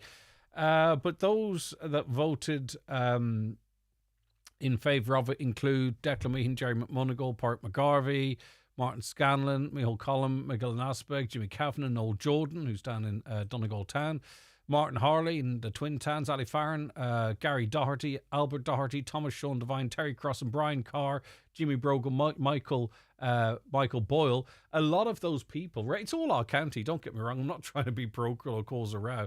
A lot of those people are from different parts of Donegal. Those who voted against it: Liam Blaney, Finan Bradley, also two from Inishowen, Kieran Brogan, Paul Canning, Donald Coyle, Martin Farron, Donald Mandy Kelly, Michael McClafferty, Martin McDermott, Dennis McGee, who else? Micheál Nocton, Anthony Malloy, Patrick McGowan, Dennis McGee. I think those that are actually from Letterkenny seem to be more represented against it than those who voted in favour of it. As I say, that's just an anecdotal glance through the. Actually, Donna Marie, could you get the actual list of councillors in the Milford Letterkenny Municipal District just to see how the vote broke down, just to see if it shows any trend? If you just get me the names, I'll sort out who voted which way. When are walkers and cyclists going to be fined for not wearing high vis gear? Well, it's not the law really in not wearing it, but you can be brought up on it under sort of different guises. It's interesting to see the uproar in relation to the traffic issues around Letterkenny from our councillors. Were they asleep at the wheel when these initial proposals were brought before them? Did the TAI railroad these changes through without councillors' knowledge? Very little is done without councillors' knowledge. Cyclists already not using cycle lanes. They're out on the main roads and cars have to manoeuvre around them while there's a bike lane right beside them. Why make these lanes when they don't get used? Cyclists should be made to use the lanes where available. Morning, Greg. Enough is enough with the traffic in this town. We people need to do something about it. The Ballyrain Road is gridlocked every day since them bloomin' lights were put in. We are leaving the town for rally weekend because we would be stuck in our house that whole weekend. I hope you're renting out the house. What will happen next month when the Donegal rally is on? Well, what happens every year? We know the crack. You know, we know what the rally brings. I think people make decisions as to what to do. It's not just Letterkenny's affected by that. There are other roads that are blocked off, and people kind of know what's coming up and make their plans. So I don't think it blindsides anyone, but I take your point. I don't think any town, no matter how it's laid out, would be able to accommodate the massive amount of traffic and money that comes into Letterkenny through the Donegal rally. But anyway, the traffic will be mental, they say. We do not need more cycle lanes. We need traffic lights at the Thomas Keys roundabout. I think that's actually part of the plans. Next month, the councillors will be talking about something else. They're only on about active travel to keep their jobs. Well, it's not really that case. There's a fund there for active travel, and there's an opportunity now to do this infrastructural work. as I say, when the 10T is done, it's going to be fantastic, I think. The question probably is, I don't think anyone's opposing this ever. I think it's probably just that some are a little bit concerned about it being right now. Oscar Wilde described fox hunters, the unspeakable in full pursuit of the unbeatable. Right, so let's go to the Letterkenny Milford Municipal District. So Councillor Liam Blaney, he voted against. Councillor Clearan Brogan, he voted against. Councillor Donald Coyle, he voted against. Councillor Thomas Sean Devine, I believe he voted in favour. Jimmy Kavanagh of Fine Gael, I believe he voted in favour of these measures as well. Councillor Donald Mandy Kelly, he voted against. Councillor Michael McBride, he, I just don't want to misrepresent anyone. Let me see. Yes, he voted in favour of them. Councillor Porrick McGarvey, he voted... I'll come back to him. He voted... I'll come back to Councillor McGarvey. I just don't see him at the moment. Councillor Jerry McMonigal voted in favour. Councillor Declan Meehan voted in favour. So it's a 50-50 split, actually, in terms of those in the electoral area. Porrick McGarvey voted in favour of them as well. Sorry, that's the one I missed out. Back to Gaza. What's happening in Gaza is a genocide that we all have a duty to stop. Our governments should not be making us complicit in a genocide. It's upsetting every day that we wake up to the news of more deaths in Gaza. Israel is an evil occupying force. They that need to pay a heavy price for what they're doing. Enact the Occupied Territories Bill now. BDS needed. Sending love to Gaza with a hope that there will be an immediate ceasefire. Another, I can't understand why Germany would stop Europe from putting in place sanctions on Israel. They might as well send in troops and help them eliminate the Palestinians, which is what Israel is intent on doing. The Nazis and not Germany were responsible for what happened over 75 years ago, and if they carry on with their current policy, they will be remembered as the main supporters of another genocide. Okay, listen, thanks for your very important, well thought out views. They're very much appreciated here on the 9 till noon show. The county's #1 talk show, The 9 till noon show on Highland Radio. It's time for Vision Ireland Bingo on Highland Radio. It's Tuesday the 27th of May. You're playing on the brown sheet for the daily prize of €2,400. The reference number is S7. It's game number 22. The numbers are 33, 63, 16, 35, 10, 40, 3, 54, 19, and finally 28. Phone your claim to 9104833 before midnight, leaving your name, contact number and the name of the shop where you purchased your book, and we'll call you back the next working day. Get all your Vision Ireland bingo information at highlandradio.com. You can hope, touch wood, wave to that magpie, but sometimes, no matter how many umbrellas you refuse to open indoors, things happen. And if they happen, you should know what we do. We are the Injuries Resolution Board, the independent and impartial state body that resolves personal injury claims in Ireland. We use the same guidelines as the courts to calculate compensation, and on average, we resolve cases 2 years faster, saving time and money. Find out more about us at injuries.ie, and fingers crossed, you'll never need us. Just wanted to sort me and my friends out for a party. I only owed a few quid at first. I have to look after my granddaughter. What will happen if I don't pay? Thought I'd be safe at home, but they found out where I live. Drug-related intimidation and violence can happen to anyone. There is help available. Go to driveproject.ie to find safe and confidential services and supports in your local area. Supported by the Government of Ireland. Mr. Blue Sky, please tell us why. The Euro Millions jackpot is an estimated €200 million. Play responsibly in-store, in-app or at lottery.ie. The National Lottery. It could be you. Do you have a job vacancy that needs filled fast? Tried everything but still no luck? Let Highland Radio's Job Spot do the work for you. We'll share your vacancies with 70,000 daily listeners in Donegal, Derry and Tyrone every Monday, Wednesday and Friday during prime time. Plus, your jobs will be listed on highlandradio.com under our Job Spot section. It's fast, cost effective and reaches the people you need. Contact our advertising team today on 07491 25322 or email advertising@highlandradio.com. Highland Radio, delivering your message across the Northwest. Whether it's muddy boots or outdoor gear, Jerrymore's premium kitchen and storage solutions bring style and function to your boot-room or utility. Learn more at cherrymore.ie, proud sponsors of today's show. The Community Garda information slot is brought to you by Sheridan Security Systems, monitoring homes and businesses in the Northwest for intruder, fire, panic and medical signals. Call Sheridan Security on 91 26025. And it is that time of the week, Community Garda information, and in studio with me, it's Garda Grania Doherty. How are you, Grania? Thanks so much for your time. I'm fine. Right, okay, we've a lot to get through. Let's begin with the appeals and a criminal damage incident in Letterkenny, Grania. Yes, Gardaí are investigating an incident of criminal damage. This occurred in the area of the Sleeves Schnacht Road in Letterkenny on Friday the 23rd of May, shortly after 9 p.m. Substantial damage was caused to a parked car in that area around that time. So as part of our investigation into this matter, we're appealing for dashcam footage from that area of the Sleeves Schnacht Road between 8:30pm and 9:30pm on that date.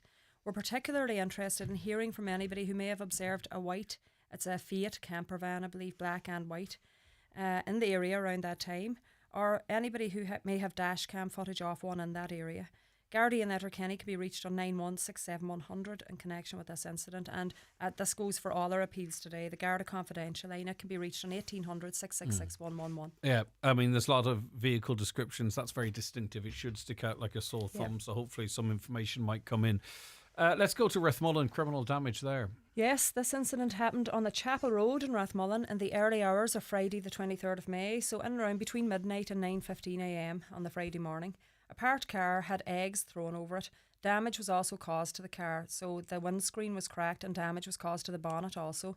We're appealing to anybody who may have observed any suspicious activity in that area between those times, or again, anybody that may have dashcam footage from that area between those times, to make contact with Gardaí in Milford on 9153060.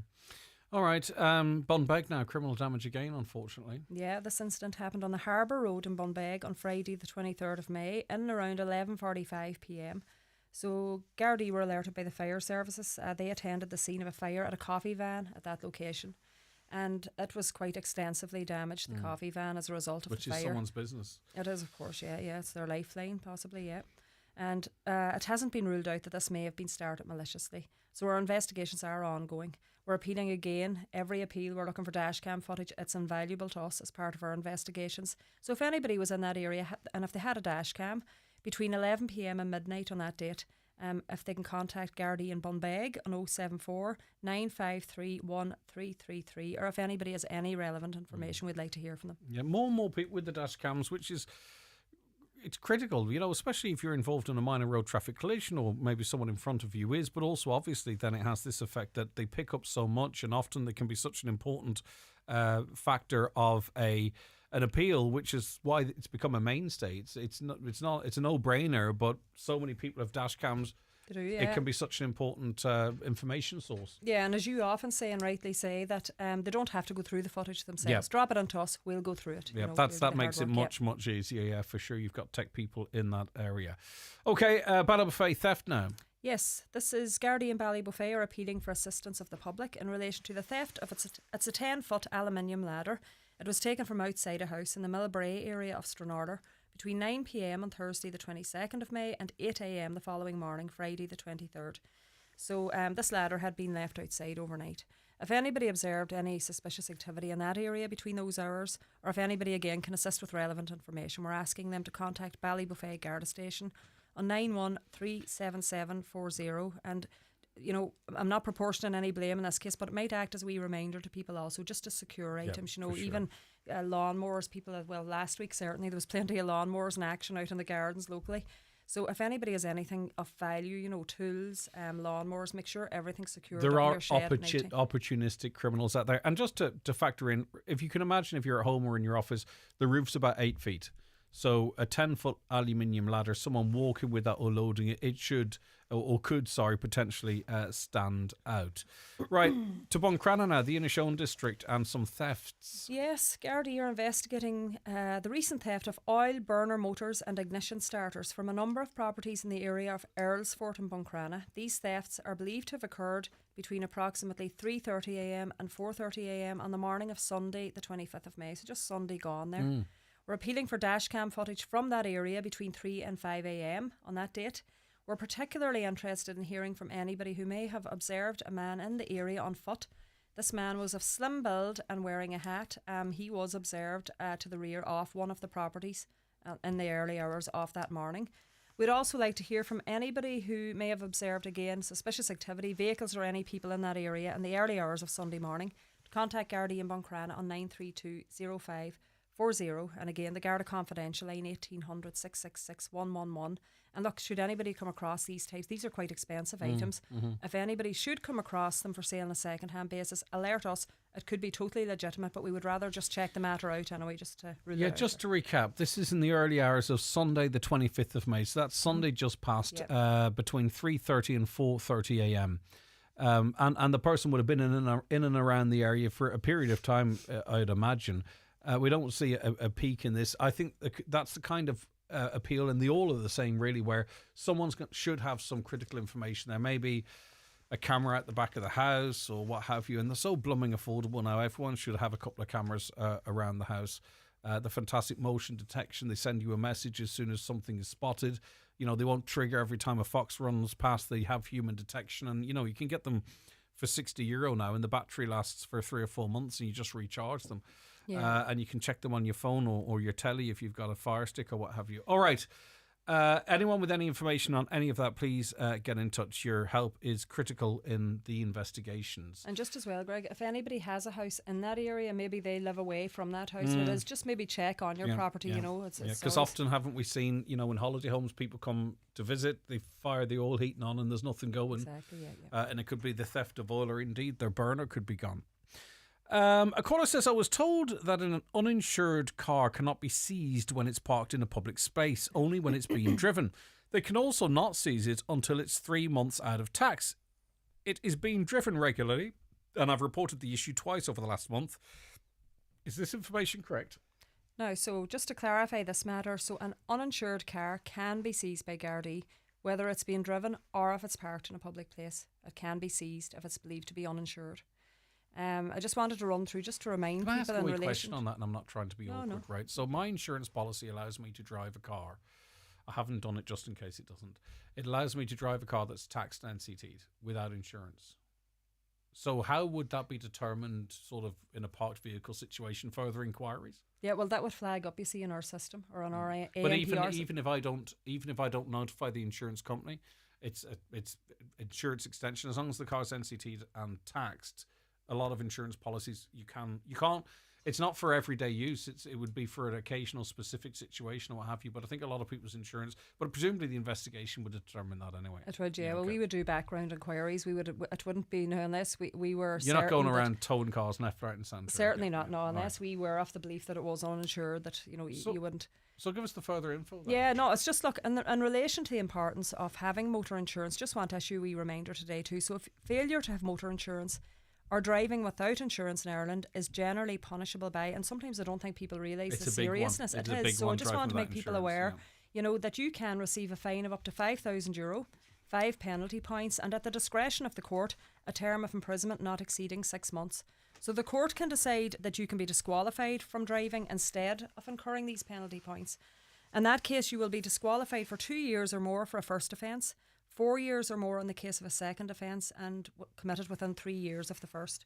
And failure to display a valid insurance disc is also an offence. You know, you can receive a fixed charge penalty notice if you don't have your valid insurance disc displayed.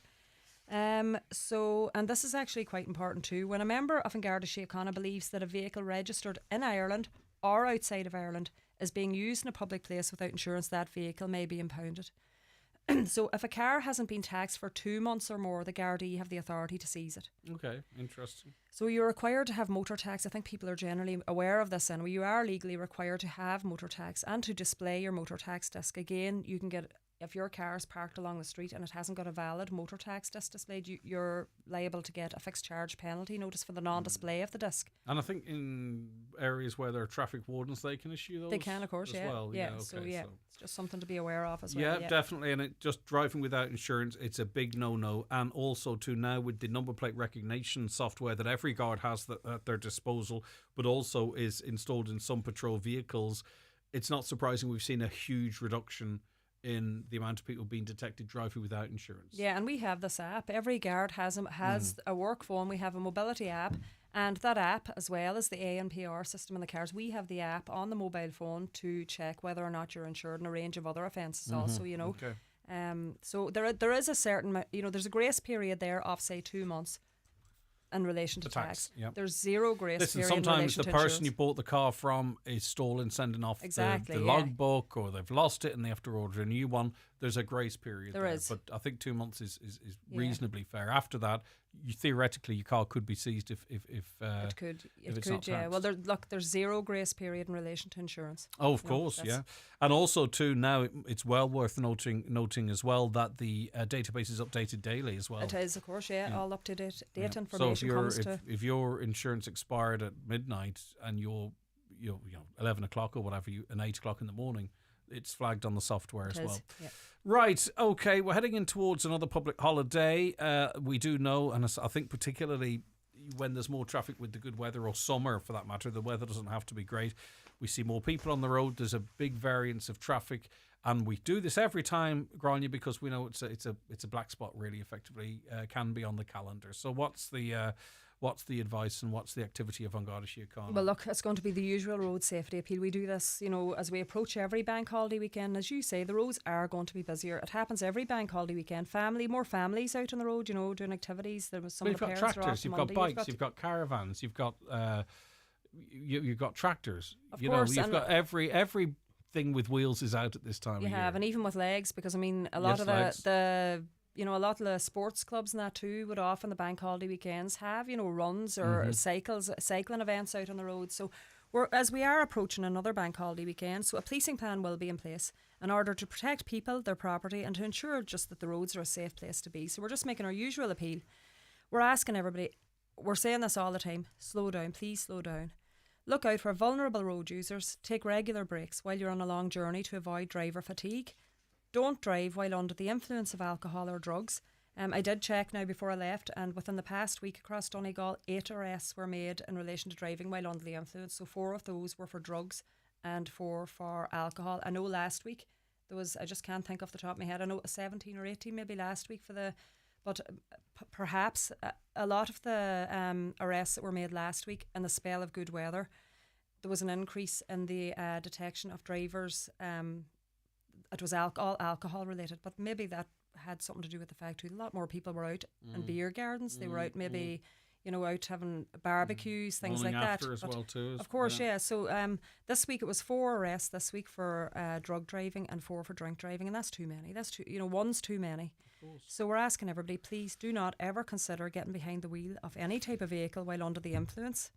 Look out for vulnerable road users and do wear your seatbelt. Make sure everybody else in your car wear your seatbelt, but just make sure you're responsible too for everybody else in your car. Make sure they're wearing their seatbelt. Don't be afraid to say it to them. Don't hold a mobile phone while driving. And pedestrians should also, they have a responsibility too in relation to road safety. They should ensure that they can be clearly seen by drivers on the roads. So again, look, this weekend, Gardaí will focus on the detection of the key lifesaver offences: speeding, drug driving, the non-wearing of seatbelts, and holding a mobile phone while driving. So we can all play our part in preventing tragedies on the roads. We're asking everybody to do their bit, make responsible decisions. Even if it's like out walking and running, a lot of people have headphones on, noise-cancelling headphones. They have no idea what's going on around them. And it's also worth noting as well, too, that there can be this perception, because it comes up, and often it's from guards, Garda Representative Association and what have you, that the guards are under-resourced and they can't do the patrols that they would like to be doing, and so on and so forth. that doesn't mean guards aren't out and about, because we have, I think we're overrepresented nationally in terms of the detection for drink and drug driving and other matters, and speeding as well. We've seen the statistics on speeding recently. 2,500 people done for speeding in January, February, March, and a bit of May, April and a bit of May, right? So we are getting caught doing this stuff, and I think we're overrepresented when you compare it to similar sized counties. So the guards are out and about. So, don't risk it. Don't risk it. If it's not to do the right thing because you don't want to harm yourself or others, like the guards are out doing people for drug driving every single day. They are, and look, and cars are being lifted every day for no insurance. They are, of course. Look, and we do talk about the amount of arrests for drink and drug driving regularly, but of course there's a range of other road traffic offences being detected week in, week out. There's a number of cars being seized, speeding detections, worn or defective tyres. There's a range of offences being detected every week, and the guards can only do so much. We can't be everywhere. It is about enforcement, but it's also about education. And we're asking people as well, just speak, particularly to young drivers, please speak to them, drive the message home, and look, I know you can't put an old head on young shoulders, and parents can only do so much, we understand that, but please do speak to your young people, especially as we approach the bank holiday weekend, about speed and about these key lifesaver offences. And I know I did mention to you that I had something to include at the end, so I might just include that now if you don't mind. You're the boss. Yeah, no, so there's the Lifesaver programme. It's absolutely brilliant. I attended it recently out at the ATU. So the roads policing units are rolling this out nationally. It's not too long. It holds your attention because it's not too long. It's very hard hitting, and we're encouraging as many young people as possible over the age of 16 to attend an event at the Abbey Hotel tomorrow night. It's being held by the Roads Policing Unit. It's the Lifesaver programme. So it's on at 8:30 tomorrow evening, the 28th at the Abbey Hotel. And are the schools involved, or is this sort of we're appealing to grandparents and maybe parents, grandparents, or the people themselves to head along? Yeah, well, there's actually a few of the local sports clubs, I believe, Great, so they're driving this event. it I know down it's there on as our well. face. I can't think of their names offhand, but there's a few of the local sports clubs, and they're encouraging their young people in their clubs as well. Full Masters probably in Drumbar. Yeah, some of the local okay, sports clubs. brilliant. So it's on tomorrow night at the Abbey Hotel at 8:30. We're encouraging anybody of any age really, but over 16. So I think sometimes it will help because, we try and educate our young people, but sometimes it's hard to choose the right words, right? So, as they start their driving life, and we hope it's a long and safe and fun experience for them, this is an opportunity whereby someone else speaks the words, people speak through their experience, and maybe that will make them think twice before putting the foot down. Yeah, and they will see a few video clips there also that are quite hard to watch, some of them, and I think sometimes the visual, it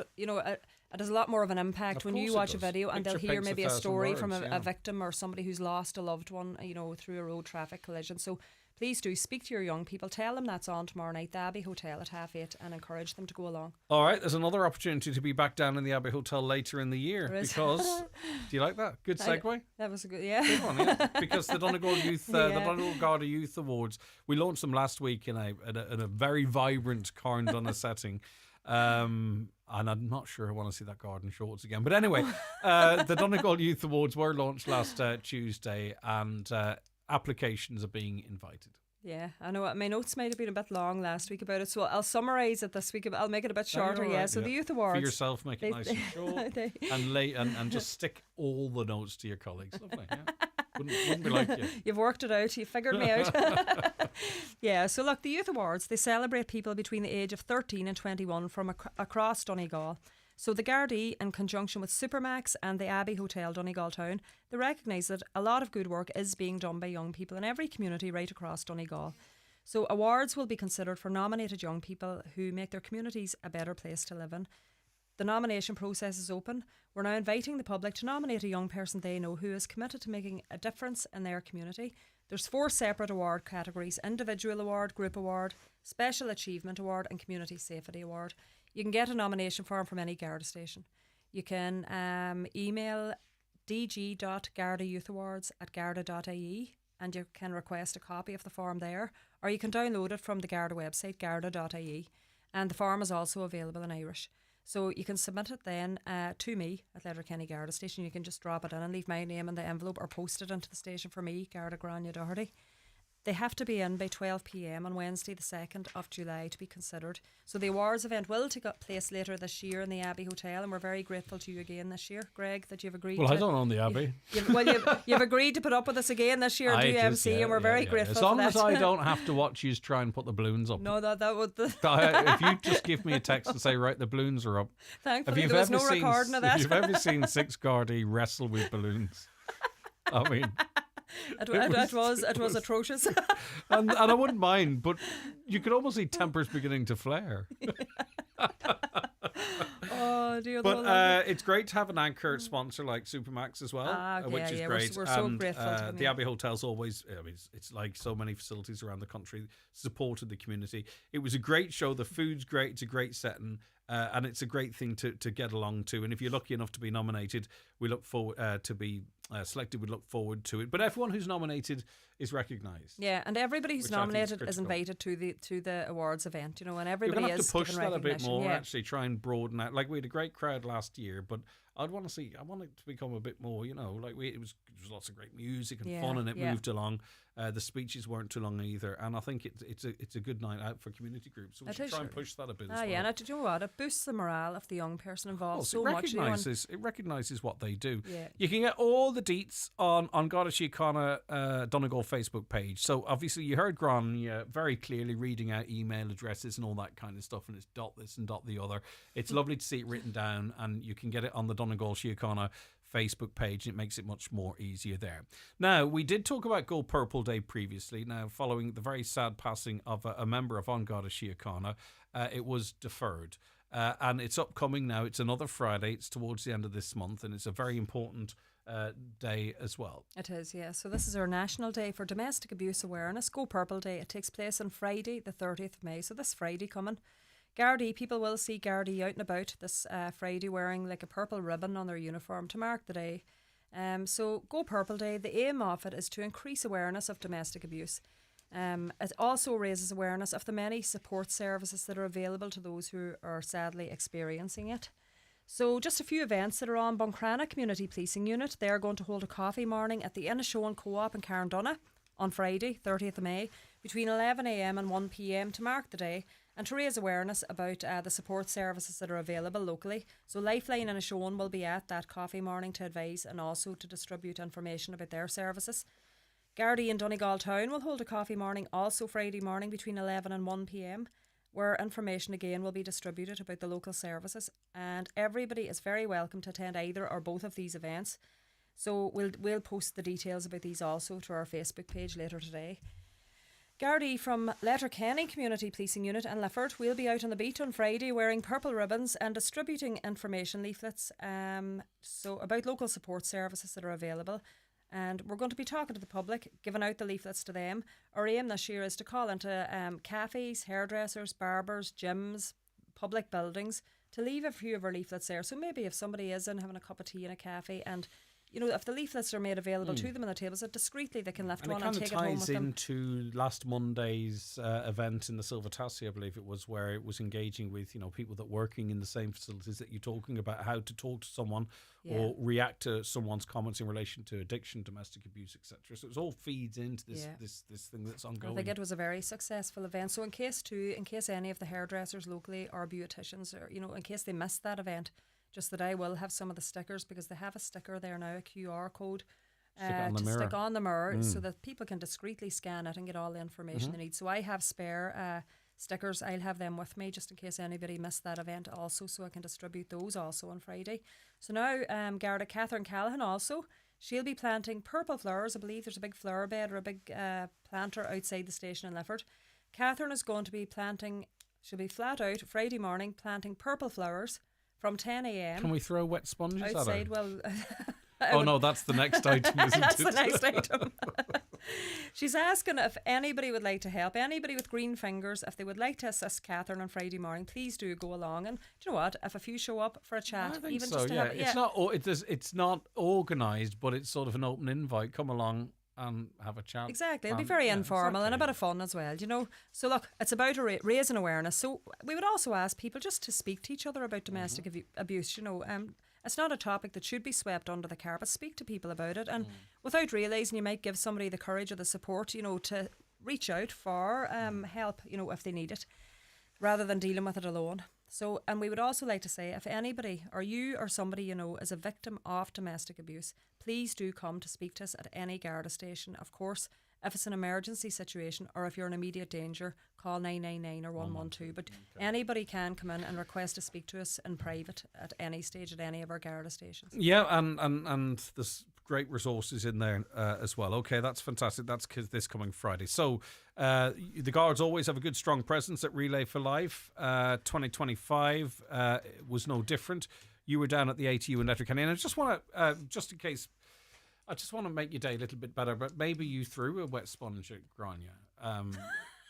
No, but maybe you did, and fair play to you for doing so. I just want to let you know that there's an extra reward because she's been dosed since. So not only was she humiliated.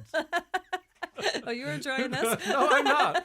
No, I'm just, not only was she humiliated, but the poor dear's been croaking her way through her notes. Been wrapped up in her dressing gown trying to recover for today.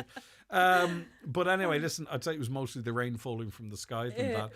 But it's a great space for the Guards to be in, even for just awareness, but to support events like this. And I know all the force, but particularly some members are very focused in these areas, such as domestic abuse, as we've just been talking about, and promoting cancer charities and what have you. So good fun. It was absolutely brilliant. Now, despite the rain didn't dampen her spirits at all. Now, the wet sponges did. However, you would actually be very shocked at the amount of people who have a lot of enthusiasm about throwing wet sponges. Yes. I don't know, was it just me in particular? But just, You've got a very spongeable face. And I actually had one wee lad come up to me, and a big hello to him this morning, and he'll know who he is. He came up and asked in this innocent little face, and can I throw a wet sponge? Of course, I thought the size of the wee lad, sure, what harm can he do? It'll be grand. But little did you know. I was heading over, and next thing he told me he's a javelin thrower, and I could see him doing his arm exercises to warm up his arm. Did he got me good. Did He got me good. Well worthwhile though. Look, it was brilliant crack, and the Guards, we have been taking part since the very start of Relay for Life in Donegal. And sure, look, it's a cause that we're affected. Everybody by is. everybody, every family in the country is. So I mean, we're not delighted separate. to. We're all the one community, aren't we? If the truth Yeah, is told, yeah. All right, brilliant stuff. And they raised a great deal of money, even more than yesterday. Mary from Lifeline in the show. And I happened to chat to Mary this day last week on Tuesday. It was here. It was in Carndon. Anyway, it was lovely to see Mary. But the Go Purple Day with them is Friday the 30th of May.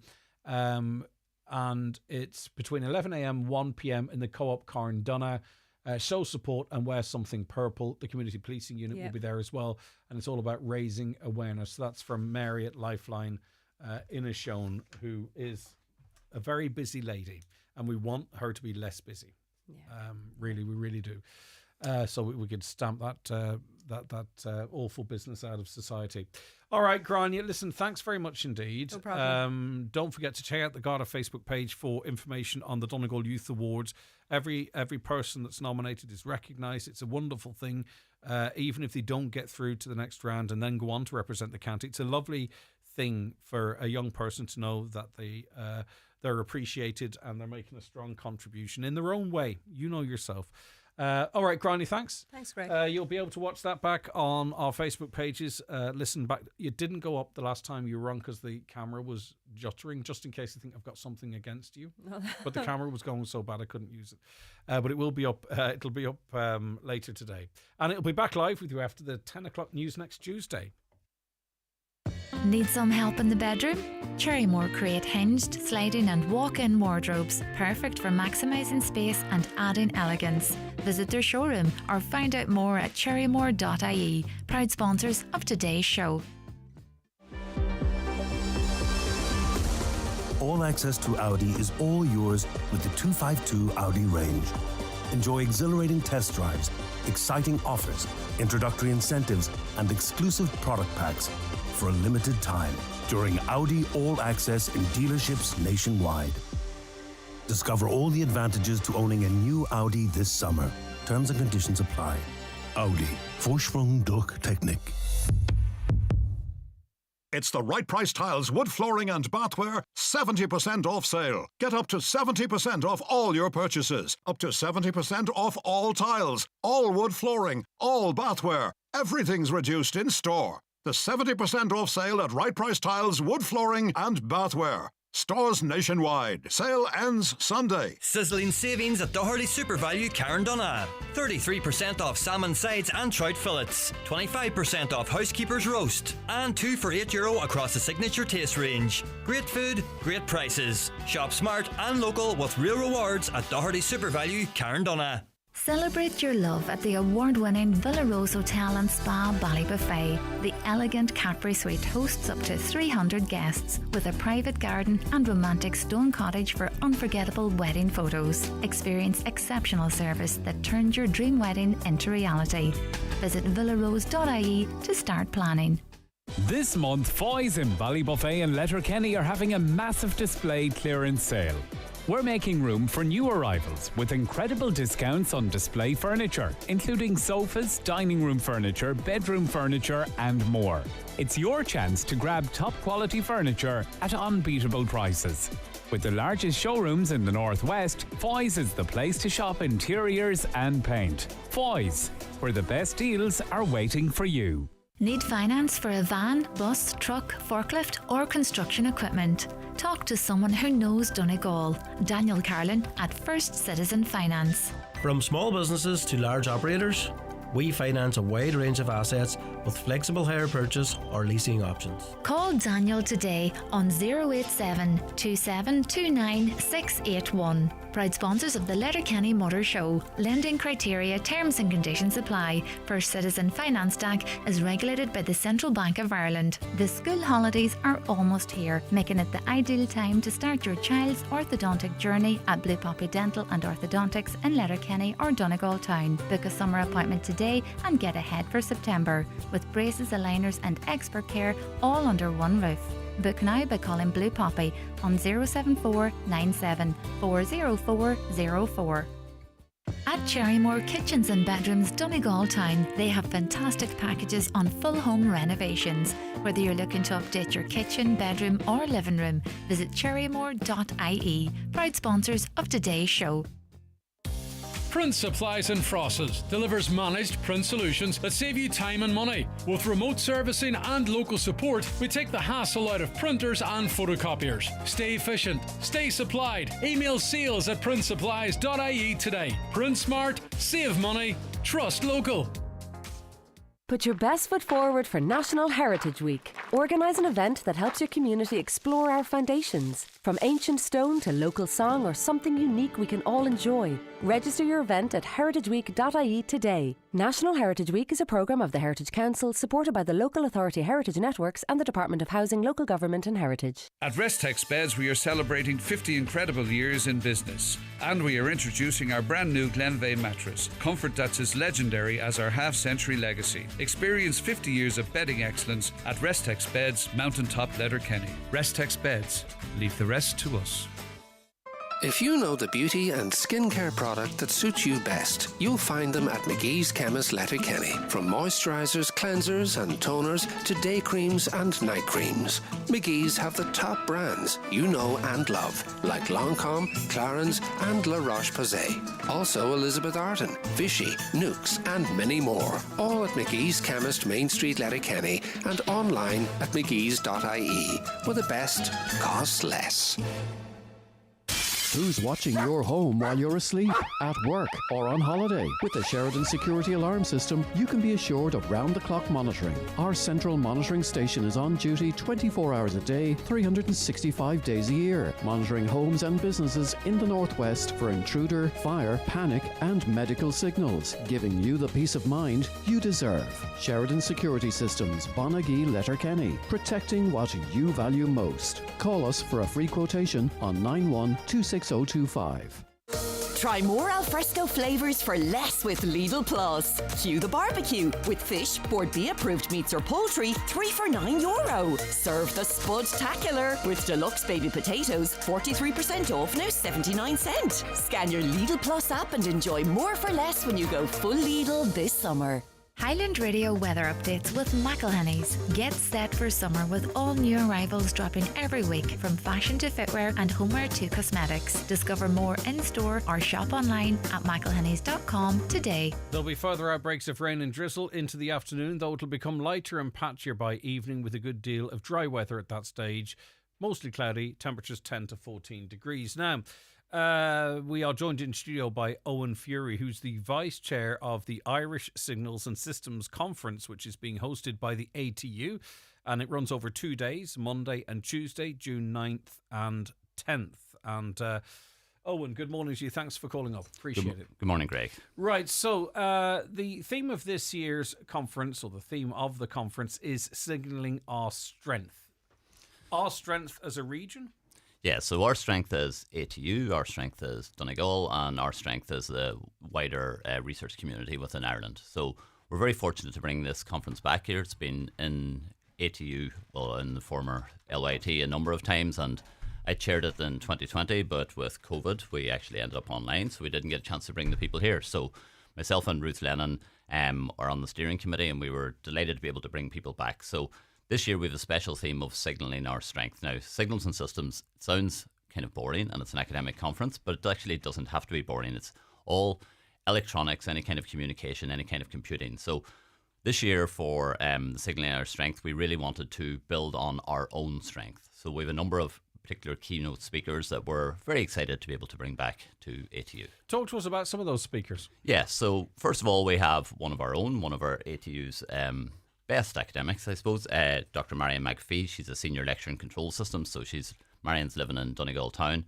and she's really a leading light for women in computing, women in engineering, and all things control systems, so how really complex systems work.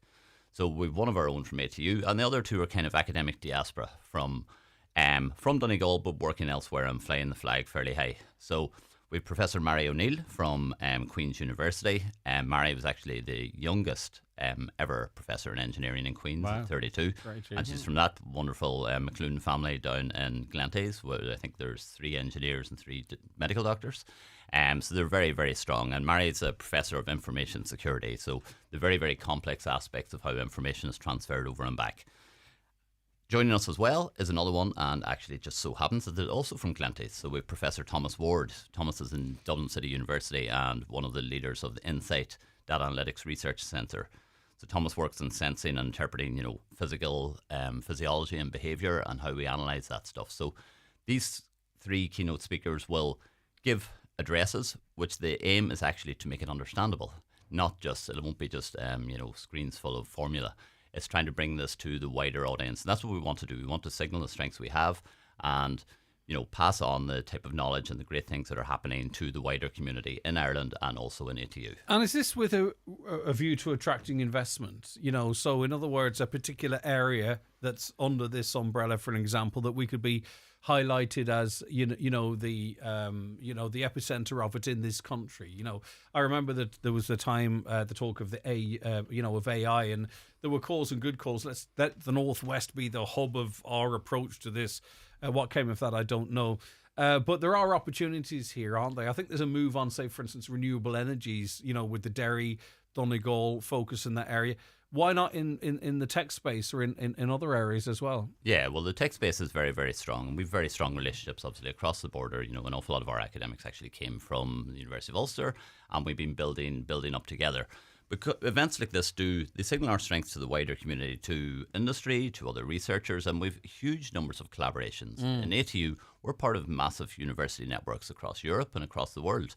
And we've academics coming forward and back and sharing knowledge and building up, and that can only lead to stronger things. Yeah. Okay. So it's kind of an industry kind of an event, isn't it? Well, it's academic and industry. Or academic and industry, right? So to the wider audience, who are you inviting to go along? So we're inviting, obviously, it's the academic community within Ireland. So lots of PhD students, some master's students, academics elsewhere, and people in industry who are working in the tech space in general. So that's computing and electronics and some of the control stuff. Now, we're doing a number of interesting things. our chair this year, Ruth Lennon. Ruth's very strong in women in engineering and women in computing, and we have a special gathering.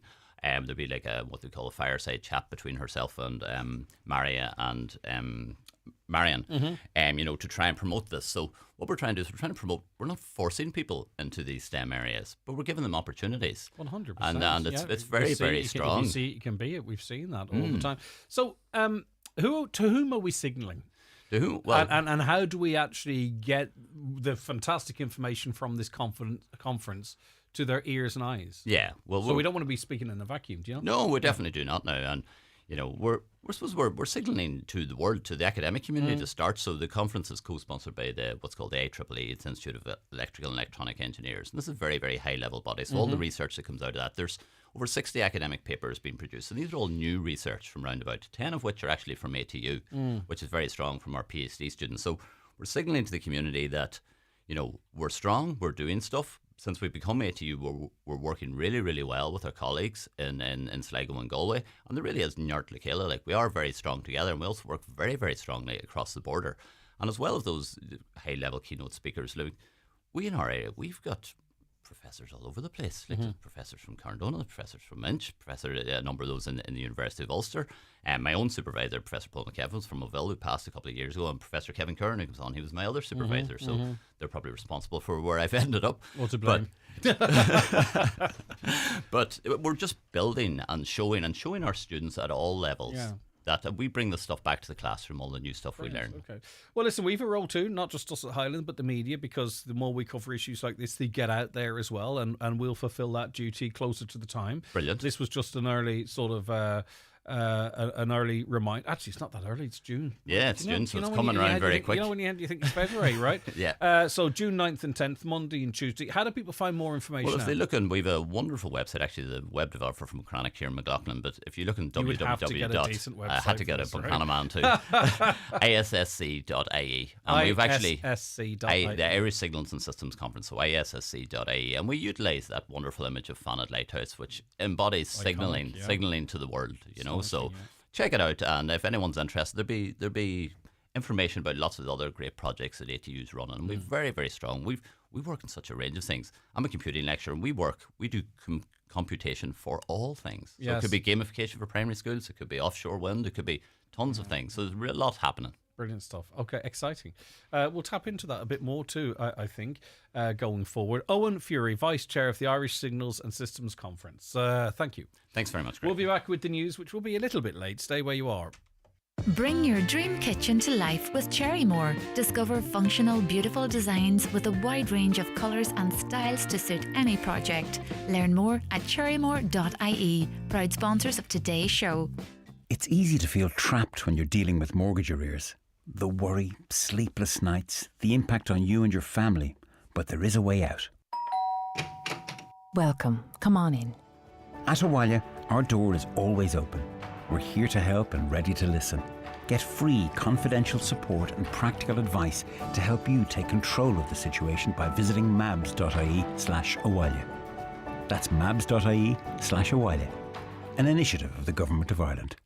Charge into summer with TUI. Choose from a beach cruise or city break or Mexico flying direct from Dublin.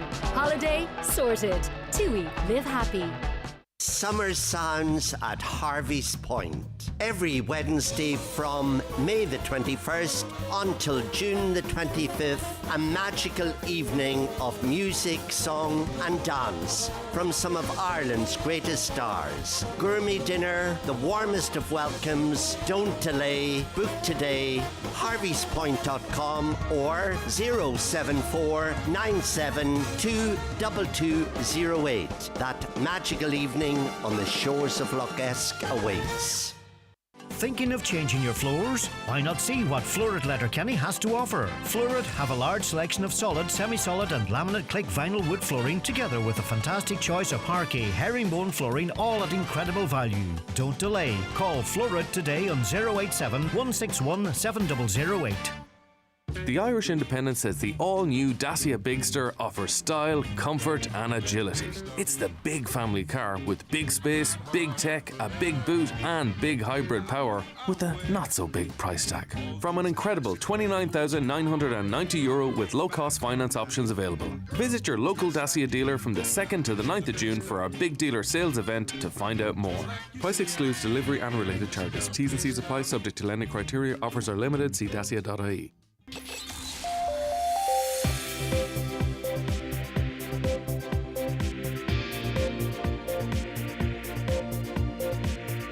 With all the stories that matter across the Northwest, it's Greg Hughes on the 9 to Noon Show on Highland Radio. And very shortly I'm going to be joined in studio by 3 guests who are undertaking a very special climb of Errigal Mountain. So stay tuned for that, so much more besides. It is 2 minutes past 11. Let's get a news update now and say good morning once again to Donald Kavanagh. Thank you, Greg. Good morning. A coffee van was destroyed in a fire at Harbour Road, Bunbeg on Friday night last, with Gardaí investigating the possibility that the blaze was started deliberately.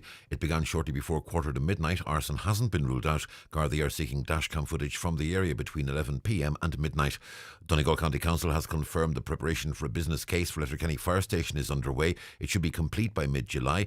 Members have backed a call from Councillor Jerry McMonigal that the Fire Service Management should halt any planned operational capacity changes at the Letterkenny Station, including the removal of the second engine, incident command vehicle and water tanker, until that business case is completed.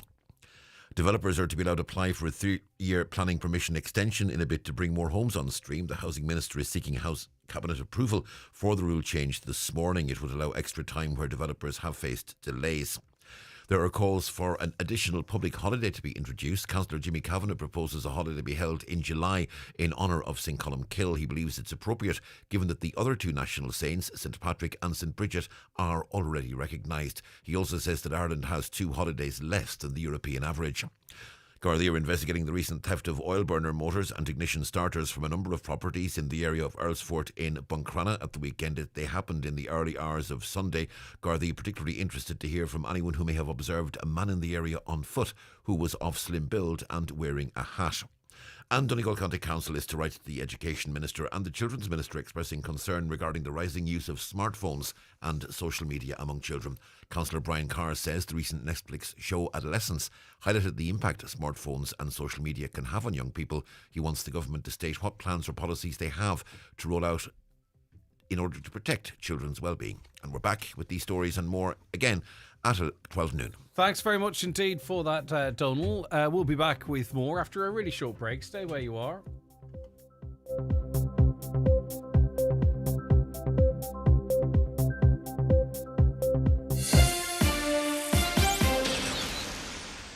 Hey there, looking for car insurance that's simple, fast and comes with a little extra? That's RedClick. You can save an average of €245 when you quote online. Insurance that's easy, insurance that's quick.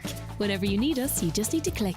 Visit redclick.ie. Discount based on new private car policies from 1st November 24 to 1st February 25. Max discount €300. Apply before optional covers. Subject to minimum premium. Acceptance criteria, terms and conditions apply. Generali Seguros y Reyes Seguros SAU, trading as RedClick and Generali, is authorised by the General Dictators of Insurance and Pension Funds in Spain and is regulated by the Central Bank of Ireland for conduct of business rules.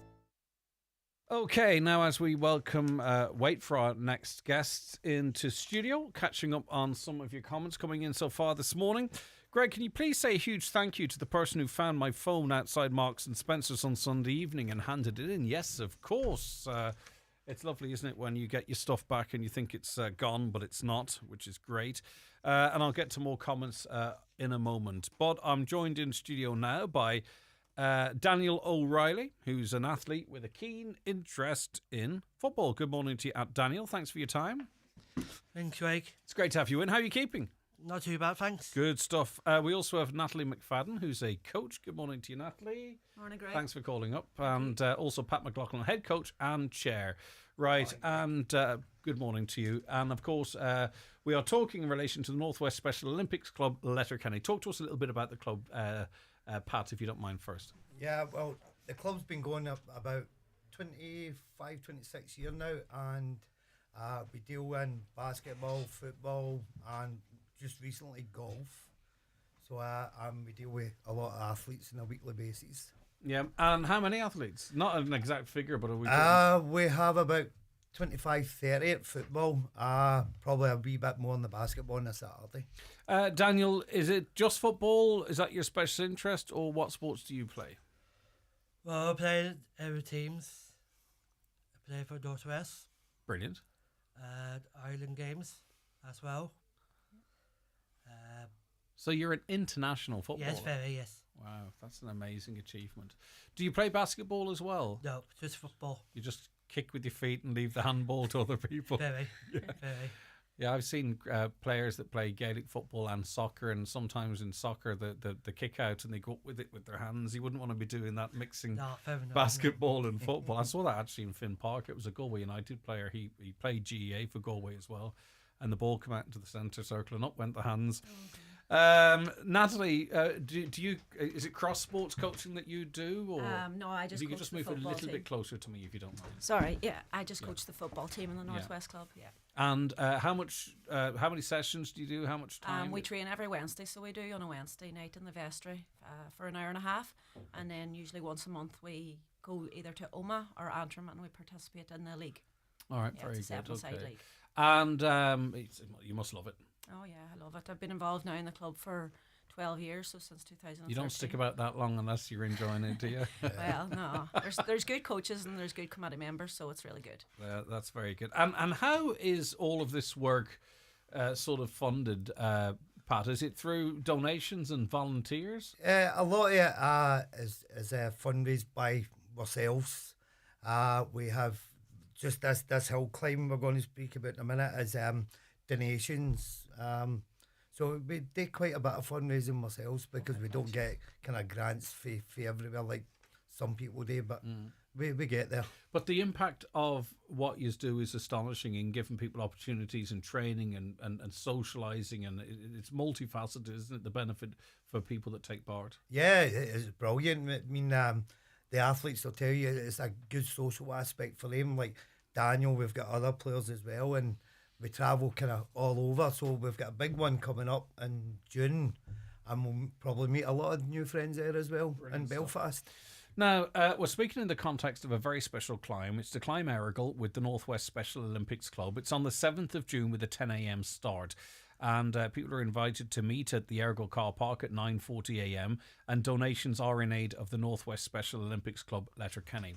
And really, I suppose, Natalie, and I'll speak to Daniel again in a moment, this is to raise funds to promote, which is always important, isn't it? Yeah. And to facilitate athletes within the club to achieve their sporting goals and dreams and opportunities to play the golf, which is a new addition, soccer, basketball. So, you know, the more resources you have, the better facilities you have, you know, the better, the more people you can deal with, the better the outcomes, the quicker they improve, all that type of stuff as a coach, Natalie. Yeah, 100%. The more things that we do and that we're able to get for the athletes, the better that they're able to participate. And the All-Ireland Games will be coming up next year, so they're going to have to fundraise for that themselves. And fundraisers like this will definitely enhance their chances of getting there. All right. So, Daniel, you talked to me about, obviously you enjoy playing the football, you enjoy playing for Ireland as well.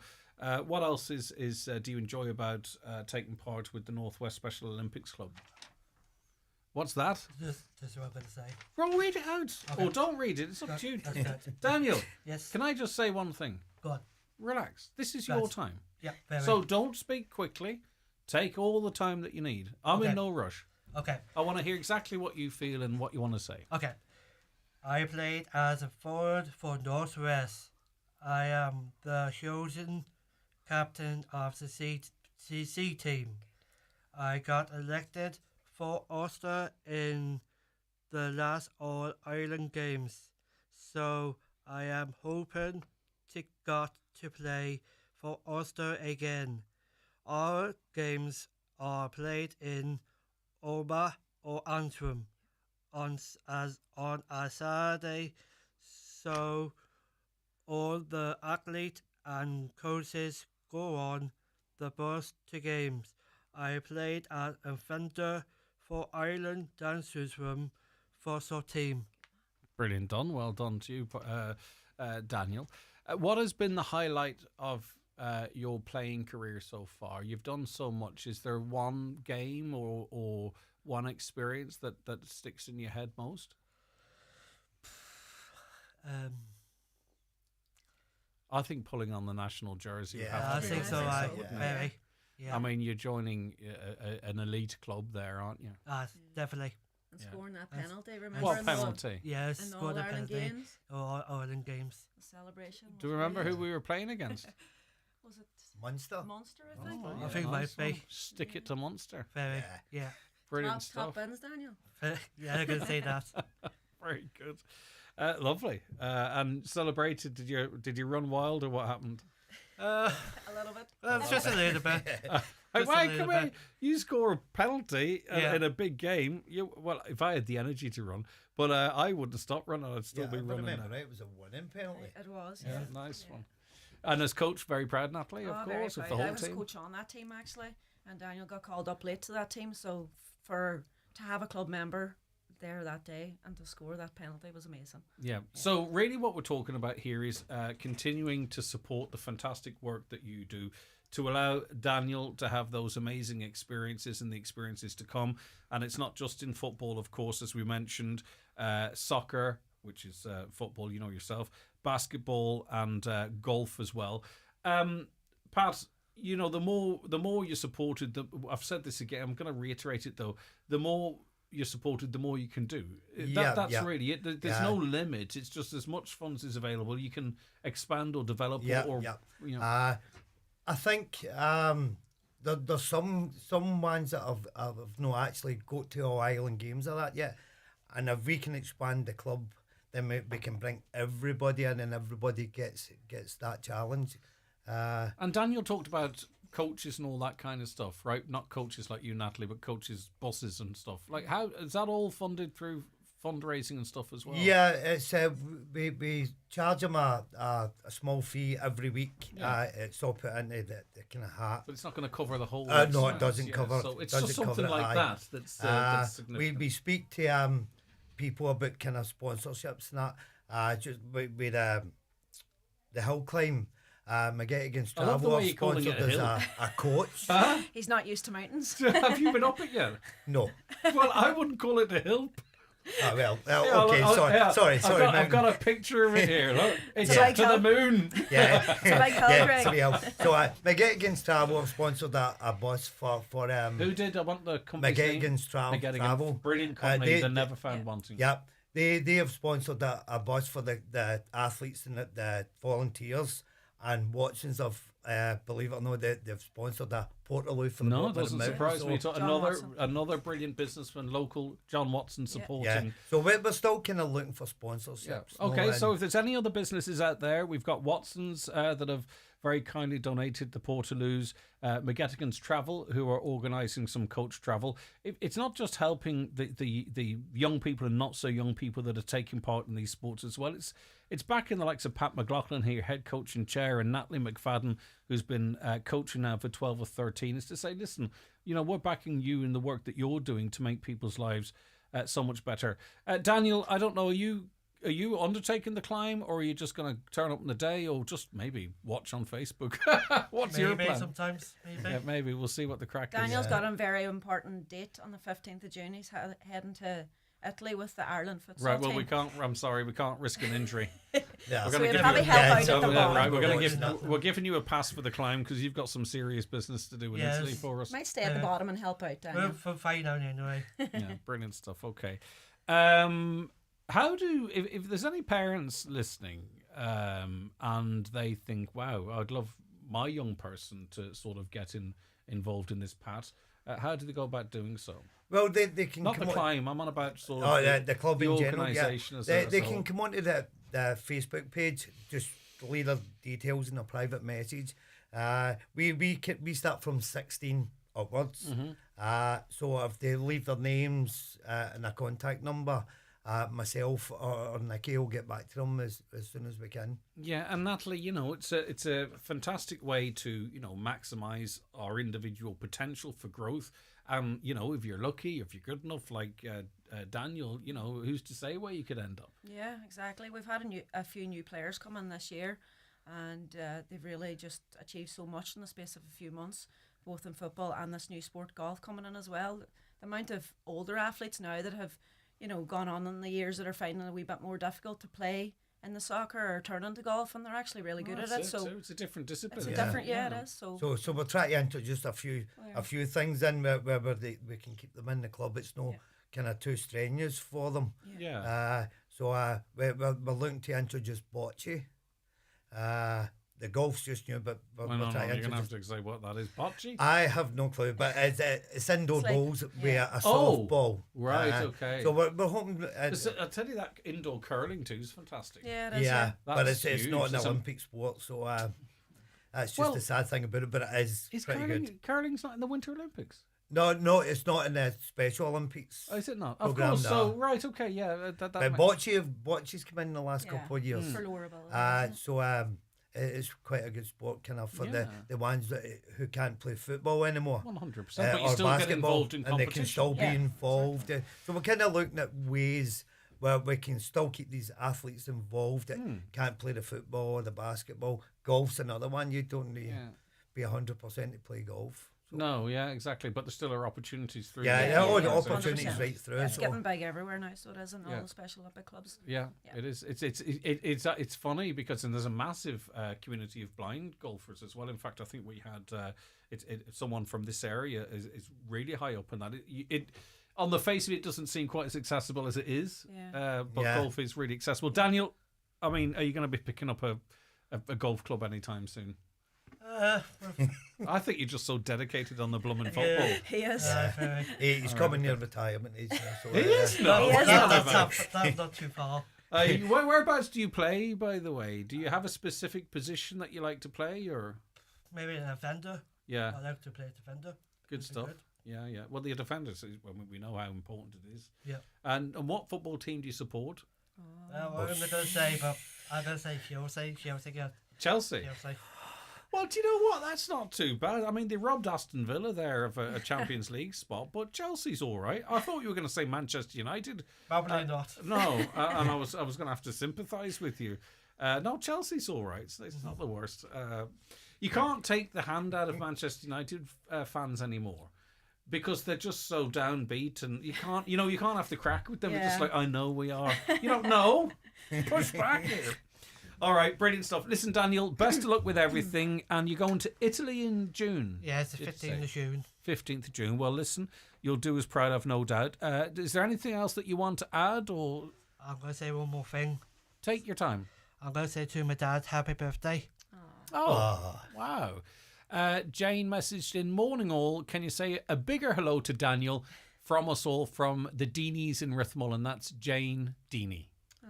Nice. So that's it. Lovely. And is it your dad's birthday today? Yes, today, I was going to ask what age is. And what's his name? Is what I'm. Shamie O'Reilly. All right, Shamie O'Reilly. Happy birthday to you. So it was worth coming up just for that. Yeah. Brilliant stuff. Right, so just to wrap things up, because I've been meandering all over the place.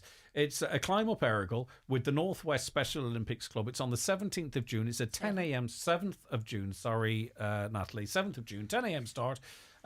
Meet at the Errigal car park at 9:40 a.m. Donations are in aid of the brilliant work that the Northwest Special Olympics Club Letterkenny do. You don't have to take part in the climb to donate. There's a QR code knocking about the place, and I'm sure you can go to the social medias of the club if you want to donate and continue the work that people do. But in terms of the fundraising, Natalie, is it that, like, I say, right, I'm going to do it that day, and I sort of fundraise a bit, climb the mountain and donate that to the club? Is that the... So what's happening at the minute is each athlete have been given a sponsorship form. Okay. So they're collecting cash that way. They also have a QR code at the bottom that if any So we're not climbing, we're supporting those that are climbing. Yes. Okay, but brilliant. You can also show up on the day and climb. And use the Portaloo there will supplied be by Watson's. And look on at me Gettigan's coach sitting there in the car park. Go on ahead. There will be bucket collections on the day as well. Brilliant. And Pater Mogan from Donegal GAA has also kindly donated a jersey, which we have been selling tickets for. Excellent. So Okay. I have that up on my Instagram page. It is also on the Northwest Special Olympics page as well. So people can donate through that. We have raised about 1,500 already. Excellent. So Brilliant stuff. it's just keeping it going now until the climb. Excellent. All right. Okay. And if keep an eye out if there's you can just donate and support all of them. But if anyone comes at you with a sponsorship card, dig deep. Yes. All right. Thank you. Pat, anything else you want to add? Yeah, just thank you Oh, well. everybody. It's helped us out in the past and the future now. So As I said, big one in Belfast in June, so we get the boys there and then we start concentrating the All Ireland games. When is next the year. next Olympics? Next Special Olympics? It's three. The June Games? Or the World Games? Or No, I don't know. When's the next big? Oh, what's the next big tournament's All Ireland Games. Okay. That'll be probably June next year. That's probably Dublin. That's as well. 26. Yeah. 26. Okay, Yeah. brilliant. All right, Natalie McFadden, coach and boss, I think. Boss. Yeah, is she the boss? Only because I like that. Natalie McFadden, who's coach. Thanks so much, Natalie. It's been Thanks, lovely Greg. having you in, and thanks for the bit of patience. I think we were a little bit later coming to you than we should have been. Pat McLaughlin, head coach and chairperson, thanks. Daniel O'Reilly, the star of the show, is an athlete with a keen interest in football. He's represented Ireland. He's scored the winning penalty against Munster, and he's also in action again next month. Support Daniel and the team and all that they do. Anything finally you want to say, Daniel? I would say thank you, Greg. Yeah, well, it's been lovely having all three of you up. Thank you very much. Thanks for Thank having you us very on. much indeed. Promoting. Okay, so just to remind you, go on to the Northwest Special Olympic Club Letterkenny page. You can bid on the jersey that's up for grabs. If you're a business out there and you want to join the likes of Watsons and McGettigans and want to sort of become a headline sponsor of anything that they do for that matter, get in touch. There's no better way to support your community than to do so through the Northwest Special Olympics Club. And of course, if anyone comes at you with a sponsorship card, dig out the cash.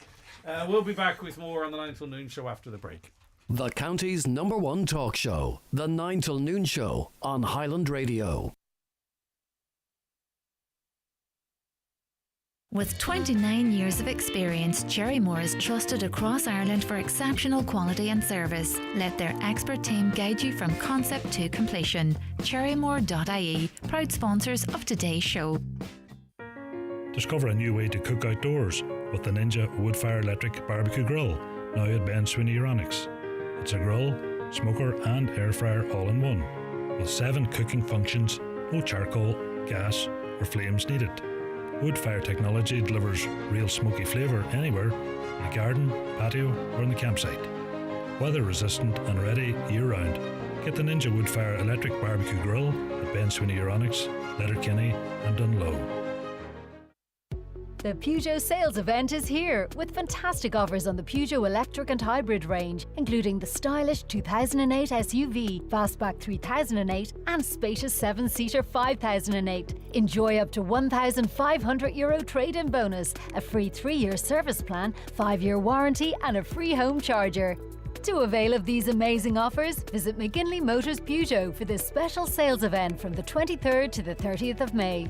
Terms and conditions apply. Dublin calling? Fly with Aer Lingus from Donegal Airport twice daily from just $29.99 one way. Convenient, affordable and hassle-free. Don't miss out. Book your flight now at airlingus.com. Terms and conditions apply. Highland Radio Time Checks brought to you by EirGrid, the operator and developer of Ireland's electricity grid. EirGrid, powering up communities, powering up Ireland. The time is... Time now is 24 minutes past 9. A big thanks once again to Pat, Natalie and Daniel. Good luck with the climb, everybody. Okay, so lots of people have been messaging in as it relates to the active travel plans which were passed in the council yesterday. It was pretty divisive, I mean, the council is not often really split quite as much as it is on votes, I don't think. Some were in for, some were against, and we'll be hearing from 2 voices in that regard. Let's start with Councillor Liam Blaney. Liam, good morning to you. Why did you choose to vote against the active travel plans? I think that we weren't fully equipped for what's going to happen down the line and fully ready for it, and I felt that deferring it would help to overcome some of the fears that's there by both councillors and the general public. You take, for example, if you're going up from the hospital up past Simpsons and past Lane Car Retail Park, there's a right turning lane there. That's going to be taken out. There's going to be a right turning lane. Therefore, cars will have to sit on the lane that they're in going up the hill, which will lead to tailbacks, and coming down the hill as well, which will lead to tailbacks down to as far as the roundabout. We have people trying to get to work in the hospital in Kenny. They're going to have to wait on the generosity of the driver to let them across. And while they're waiting, they're going to be sitting holding up traffic as well. And some of the businesses just aren't fully happy with it yet, and I think another bit of negotiating to see if we could come up with some kind of resolution, whether it's nighttime works, because we've seen a number of years ago that the problems that was created there whenever there was works going on that road before, and a lot of businesses suffered, and they're really only coming out of that again. And now to see this happening again, I think we're going to have to be guaranteed, if not nighttime work, there's going to be two-way traffic in it, not one lane. But once that work is done, however it's done, being whether it's night or day, you still have concerns, particularly, say, for instance, for those heading up or down from Glencar, that even, once the works are completed, do you believe it's going to worsen traffic? I think it's going to lead to longer tailbacks down onto the roundabout, on top of Devil Road there, and the hospital roundabout, and I think it's going to jam up the roundabout. Your party colleague... Especially at peak times whenever people's coming and going to work and the hospital, because the amount of people works in the hospital there and uses that road, although it's only the bottom part of it, but trying to cross over onto the hospital grounds and waiting to get a space in traffic, and it's all going to build up and block up the whole roundabout, and I think it's going to lead to more problems down the line. Your party colleague, Councillor Kieran Brogan, also had concerns about the third lane effectively being removed in front of the Mount Errigal Hotel, and the impact that might have on traffic on a road that's already chock-a-block. Is that included as part of these active travel plans, and will that actually go ahead now? It's not as part of what has gone. It's not included in what was voted through yesterday, but already as part of another plan that has gone through, and I don't agree with it. I never agreed with it, and I think that from the Ballyreen roundabout out to as far as the Polestar roundabout, that part of it should not go ahead until there's a slip road put in from the Melton Road out onto the 4 lane, so that traffic can get out there, because we're going to be closing a middle lane again, the second lane, the lane where people if they're going straight on, or if they're going into the town, that they take going towards the Port Bridge, and that's going to be no longer a second lane there until you pass the last entrance into Mount Errigal. So it's only for the last 50 or 60 metres there's going to be a second lane there, and I think that's going to lead to huge tailbacks of traffic as well, because the traffic that would be going onto the middle lane now has to wait on a single lane, along with the traffic that's already on the side lane, and it's going to cause huge tailbacks. And look, it's affecting people from my own area and from the whole Milford area as well as the Letterkenny. That whole peninsula is affected by it. I don't think it's well enough thought out. Let me ask you. What we're doing like that, and I don't think that part of it should be going ahead by the time we do start it. Like, I genuinely don't know the answer to this question, so it's not a loaded question. But I mean, we've seen the plans now for this stretch of road, say up by Glencar and elsewhere. Are there proper pull-in spaces for any future town bus service included in these plans? Well, Greg, I'm in the Milford electoral area.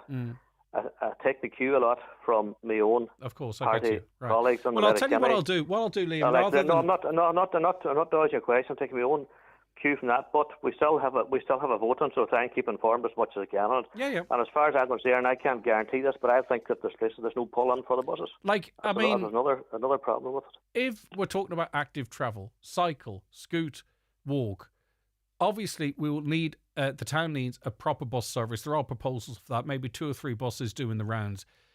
If there is no provision for those buses to pull in and allow people to safely get on those buses, whether they're wheelchair users, people with buggies or what have you, if this road is designed that those buses sit on the road and are boarded that way, or if that whole stretch road doesn't have a place to board the buses, how anyone could vote in favour of that beggars belief to me. And I guarantee you that an awful lot of people from outside Letterkenny that voted in favour of this don't know the answer to the question I've just asked. That to me is very worrying. Yes, exactly. And I believe that is true in some of it.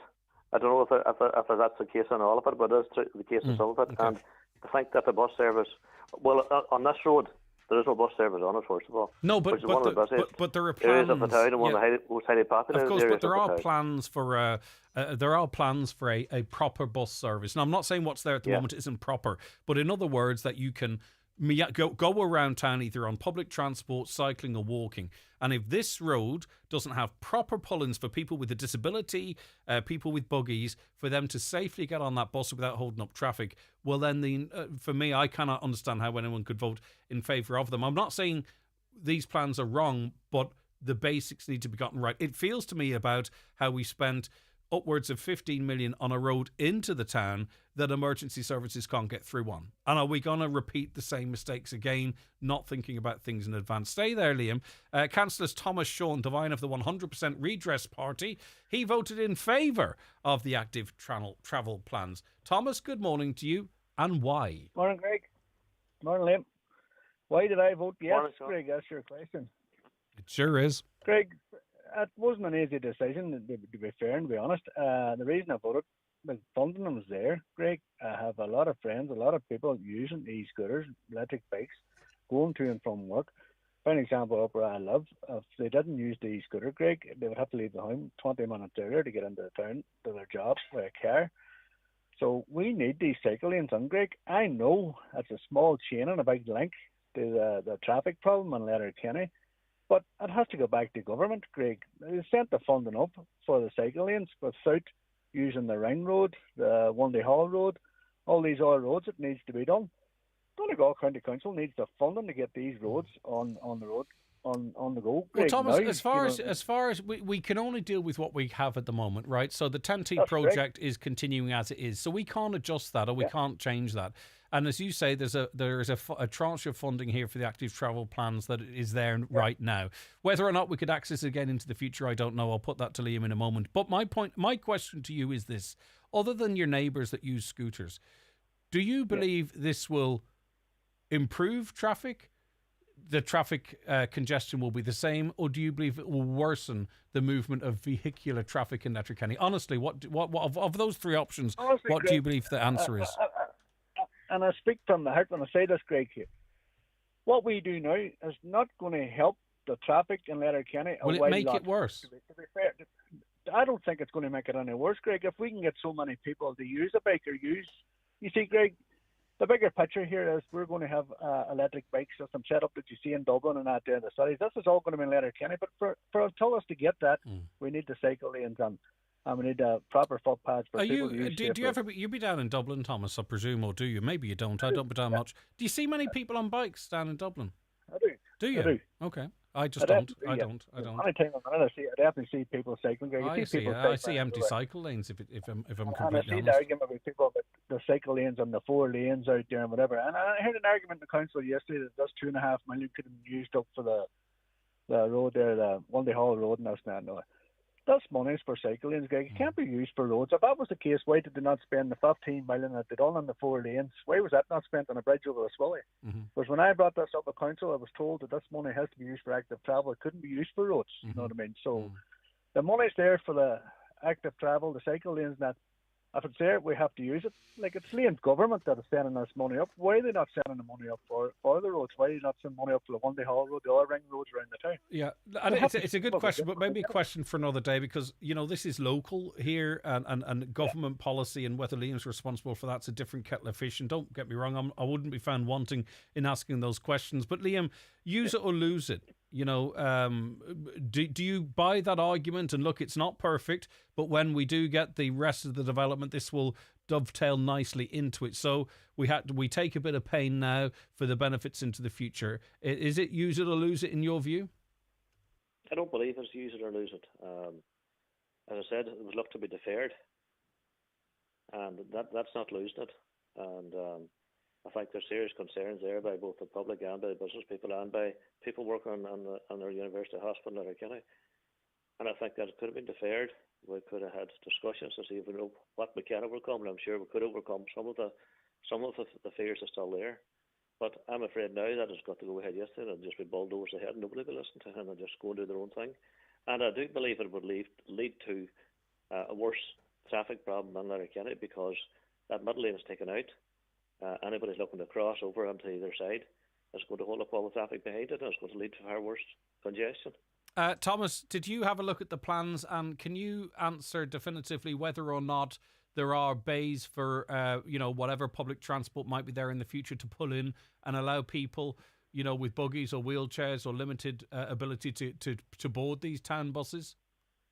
Greg, and places there is no bus stops. There's going to be no lay-bys for buses. These buses are all going to be lowered to the ground. So how will you get on them? How do you get on them?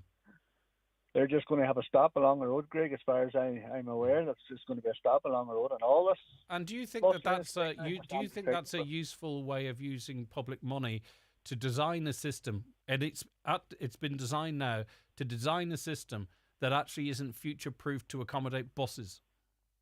Greg, this was all long designed before we entered the council chamber. But you have to check, Greg, the fire station, the ambulance service, everyone's happy with this. That's what's going ahead.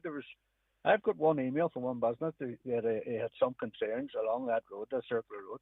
One business and everybody else was happy enough with it. They have had their problems. They've consulted with the council, and they've come aired out whatever bits and pieces we need aired out. Yeah, but I'm talking about people. I'm on about people, right? So these buses are stopping in the middle of the road to let people off and on. Do you believe that's good design? No, definitely not. Well, why would you vote for it? Why would you vote for it then? Greg, I voted because the money's there. This has been passed. This is what's there. There was talk about the bus moving on round where the hospital entrance is and round there. That was all stopped. The new entrance was supposed to get into the hospital from the Long Lane Road. That wasn't workable either. We need bus lanes, Greg. Like a solution run around the town, just put bus lanes on as well as bicycle lanes or whatever. I think you'll find there's not the width on that road to add bus lanes into it. This is an opportunity now. I mean, you're talking about voting in favour of something that doesn't accommodate bus lanes and then calling for bus lanes. Do you get where I'm coming from? Some people listening might think that's not well. I have to disagree with what you're saying there, Greg. I think you took me up completely wrong with that. I voted, Greg, for them cycle lanes yesterday and the narrowing of the road, the footpath, whatever. They slow down traffic, whatever. There's always going to be traffic in that Glencar Road, Greg, no matter if you put 2 lanes the whole way up and down. Yeah. Until the one-day haul road is done. Greg, it doesn't matter what's done on that circular road, there's always going to be traffic until the one-day haul road, the relief road, to take traffic away from the circular road. Yep, and you may be right. It might actually be beneficial in the long run, Liam. I mean, obviously you can only express your views and now. I mean, you might be looking on into the future and you'll see people up and down the cycle lanes on their bikes and on their scooters and, the traffic moving relatively freely and people being able to hop on and off buses really handily. I would love to think you're right. And if that was the case, I'd hold my hand up and say yes. The decision that I was looking for yesterday was not the correct decision, but I don't see it in the near future, maybe not in my time either. Okay. But that'll be the case. And as far as the one-day haul road is concerned, we all want to see, and the Letterkenny councillors has been shouting about the one-day haul road for many a year. And there's more than just active travel to be spent. I think that one-day haul road needs to be full realignment, a job done on first before you put on any footpaths on it, and which is a far bigger job. And hopefully the money will come. The sooner it comes, the better, because it's going to be one off, along with the bridge, it's going to be one of the projects I think that will help to ease the traffic congestion from the town of Letterkenny. Okay, listen, gentlemen, both of you, thank you very much indeed. Councillor Thomas Sean Devine, 100% redress. Thanks so much for accepting the invite to chat. And it's a very strong argument you make, and who is not to say that it doesn't turn out to be the right decision. We're just trying to tease things out. Thanks very much, Thomas.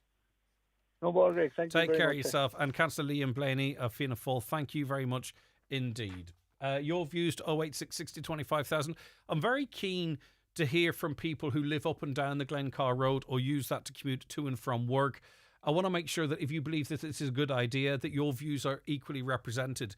Because maybe, because of the tone of the text so far, that, a lot of people maybe think it's not the best idea, that maybe people might be discouraged from sort of texting in and saying it is a good idea. Please, I want your views. I won't challenge them. If you think it's a good idea, please let us know, because I want it to be as representative of the views of the people out there as that last conversation was. Thomas in 4, Liam against for now. Need some inspiration for your home renovation? Explore Cherrymore's kitchen and bedroom collections and create a space as unique as you. Book your design appointment today at cherrymore.ie. Proud sponsors of today's show.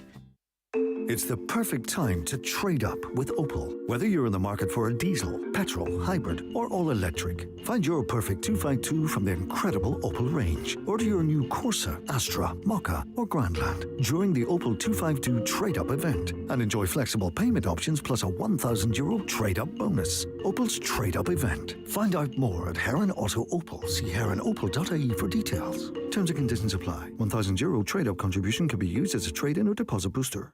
New this week in Home Store and More. All bath mats are all half price. But better hurry, because when all our half price bath mats are gone, they're gone. Also, all Hotel Collection duvet sets are still all half price. And all dinnerware sets are still all 33% off. But when all the half price Hotel Collection duvet sets and all the 33% off dinnerware sets are gone, they're definitely gone. Drop by your local Home Store and More. Visit us online at homestoreandmore.ie. Home Store and More. A happy home. Hoka, the brand that has changed running shoes at Brian McCormick Sports. The ultra-cushioned game changer, Bondi 9, will give you a soft and bouncy transition from heel to toe. Enjoy the increased stack height with a new premium midsole. Look the part, play the part. In-store and online. Click on bmcsports.ie. 30 years of magic, 30 years of passion, 30 years of unforgettable performances. Riverdance 30, the new generation, is coming to the Gaiety Theatre in Dublin for a limited anniversary tour. Join us on Thursday the 28th of August to experience the rhythm and pure magic of Riverdance, live in the city where it all began. Luxury coach transfers, overnight accommodation on a bed and breakfast basis at the 4-star Grand Canal Hotel in the heart of Dublin. Fantastic seats to the show and free time to explore all that Dublin has to offer. Spaces are limited. Don't miss out on your chance to witness this iconic and unforgettable show. Contact us today on 9125,000 or check out The Outlet on highlandradio.com to book your place now. Whether it's muddy boots or outdoor gear, Cherrymore's premium kitchen and storage solutions bring style and function to your boot room or utility. Learn more at cherrymore.ie. Proud sponsors of today's show. Right, Kevin, sorry for holding you there. If you're a driver, you're well used to being held up, I suppose. Kevin, good morning to you. Well, if you live in Letterkenny, you're well used to being held up anyway. My apologies to add to it. Okay, what's your view as a local then? Oh, no need for apologies, Craig. Listen, my question is, look, I live on the Circular Road. Mm. I've lived here for over 40 years now, right? But who designs these roads, makes the plans? Do they actually live in Letterkenny? Do they live in Donegal, or is it desktop Dublin? Mm-hmm. Because it's very obvious that they have not witnessed the traffic jams on these roads.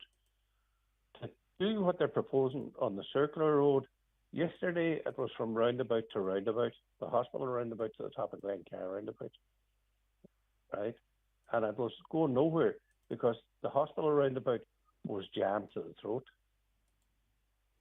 And to take away a lane out the Ballyrain Road to allow traffic to flow to the left, to take away a lane, is pure and utter madness. It's not even stupid, it's madness. And for the councillors of this county to actually vote for that, it's even worse. But do you accept, Kevin? Do you accept, Kevin, though, that there is a fund there at the moment that allows for this development, and that when the rest of the sort of infrastructure into and around Letterkenny is in place, that this will have it will be benefit? That's when we'll reap the benefits. Well, it seems like now we're like children that used to get pocket money, and you're rushing out to the shop to spend it. They have money in their pocket. So they're rushing at all costs. It doesn't matter what happens, we'll sort out the problems later. They have no consideration for the residents in this road. And I mean, it's a nightmare getting out and into this road, right? I'm in Ashbrook, and it's a nightmare getting out and into it. Mm. And if they go ahead with what they're proposing, it's going to be worse. And there's no room for bus lanes.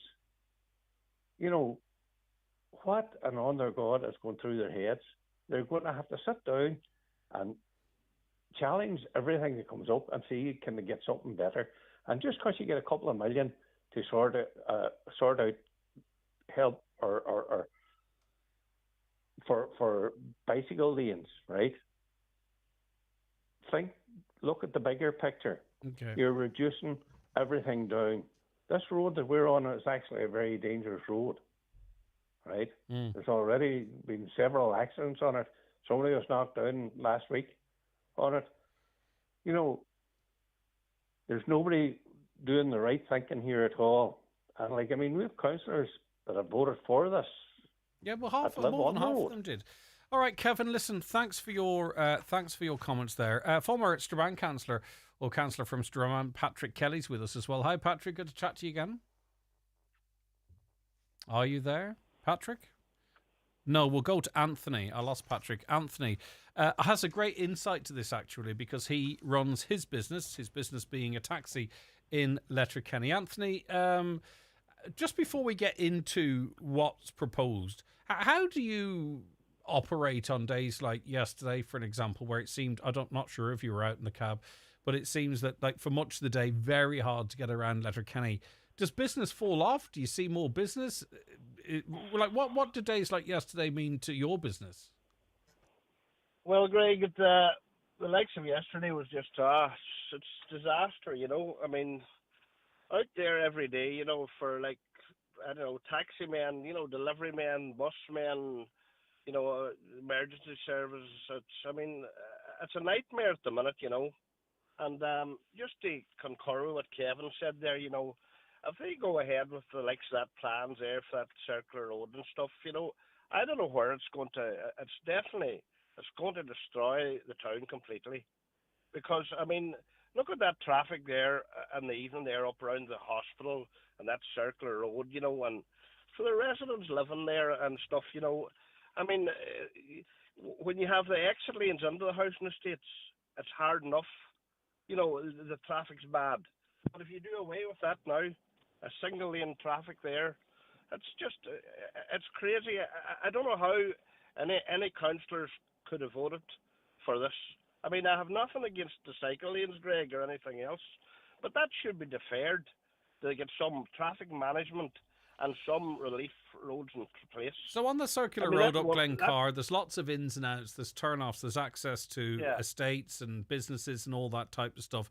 How will that work in terms of traffic exiting? Will there be a series of yellow boxes? And how does all that work? Because there's no turning lane any longer, so you've got people looking to cross traffic, pull out into traffic. They'll have to also be set back behind the cycle lanes, right? So it's not like you can even sort of ease your way out. So I presume there's going to be a setback as well.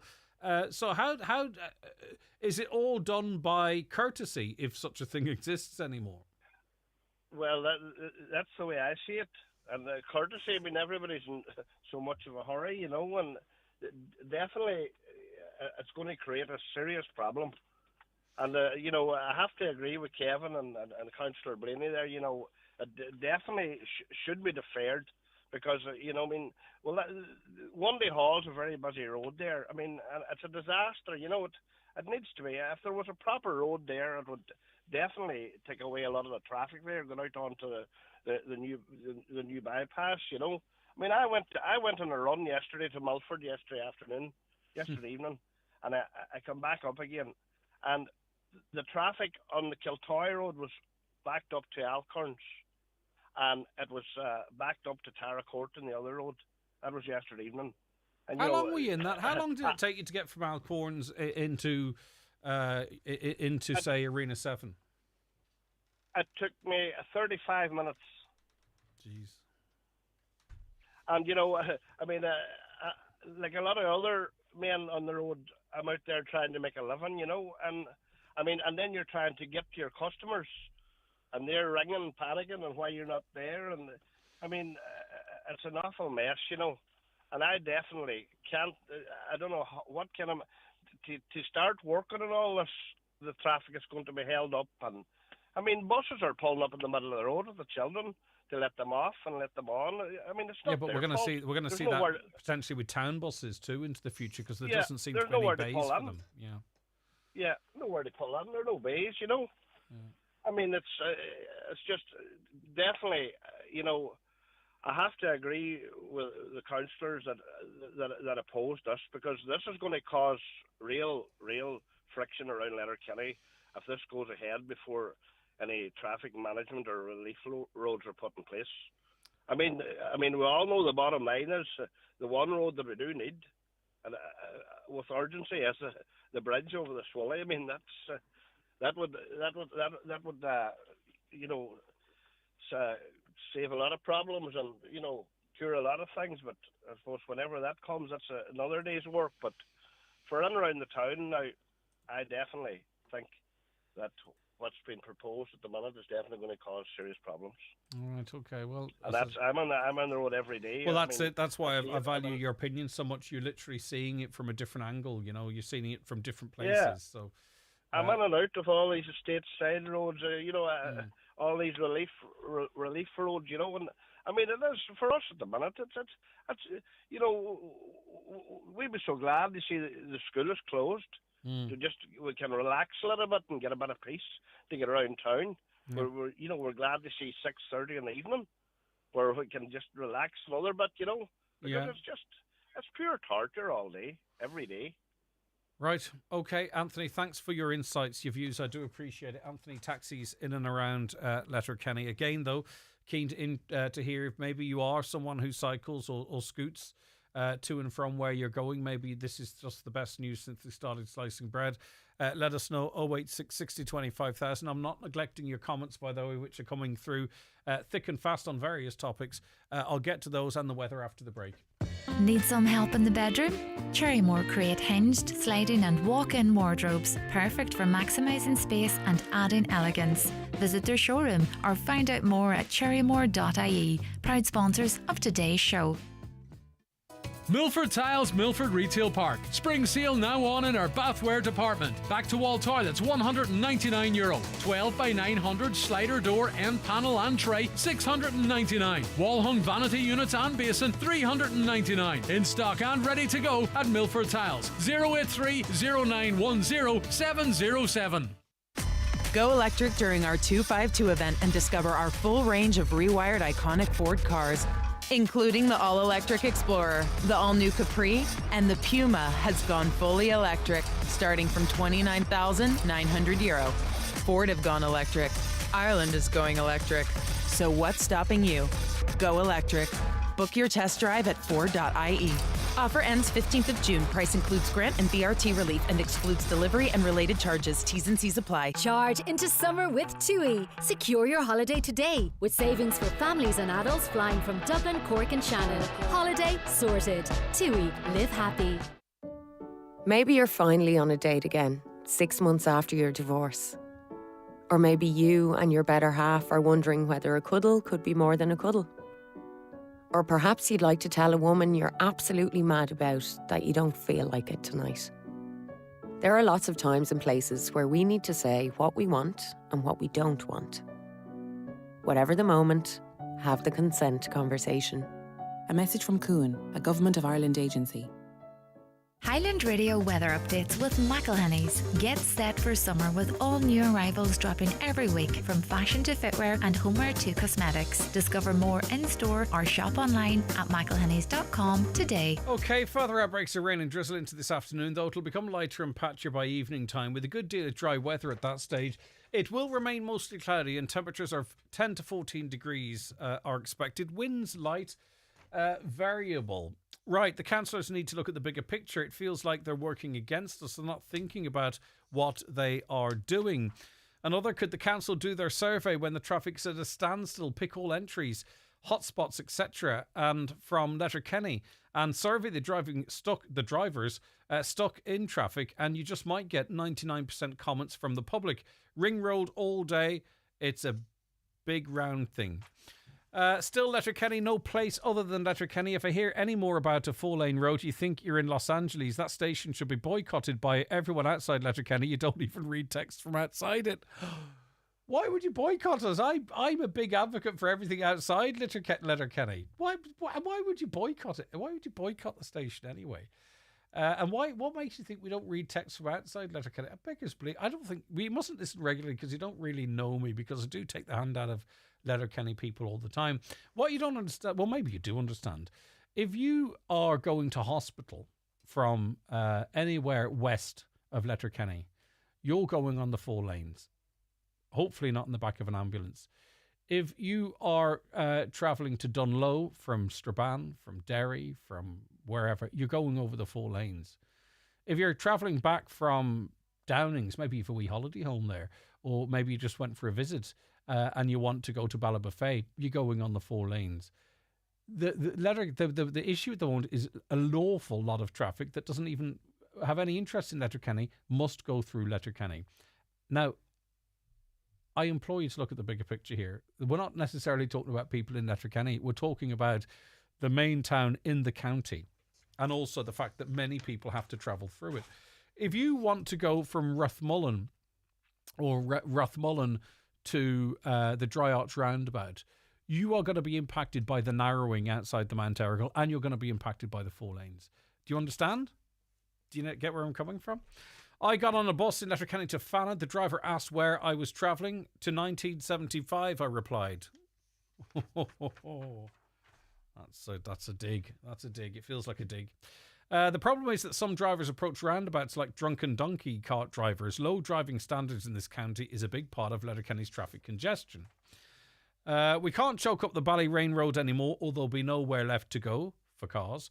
Donegal County Council make a mess of our roads. Just look at the road at the Dry Arch. This road used to be safe and now it isn't. What a waste of money. Common sense is needed. Hi Greg, Letterkenny's a complete disaster to get around. We have stopped going to Letterkenny and half the people living around me as well. Look, a lot of the time Letterkenny is accessible. There's got great shops, great business people, a great community. It doesn't mean it's difficult. I would never discourage anyone. There's often, I always get a parking space on the main street, for an example, if I have to nip in somewhere, and there's loads of parking elsewhere, and it's well worth getting into if you can. But we also have to talk about people's frustrations. Right,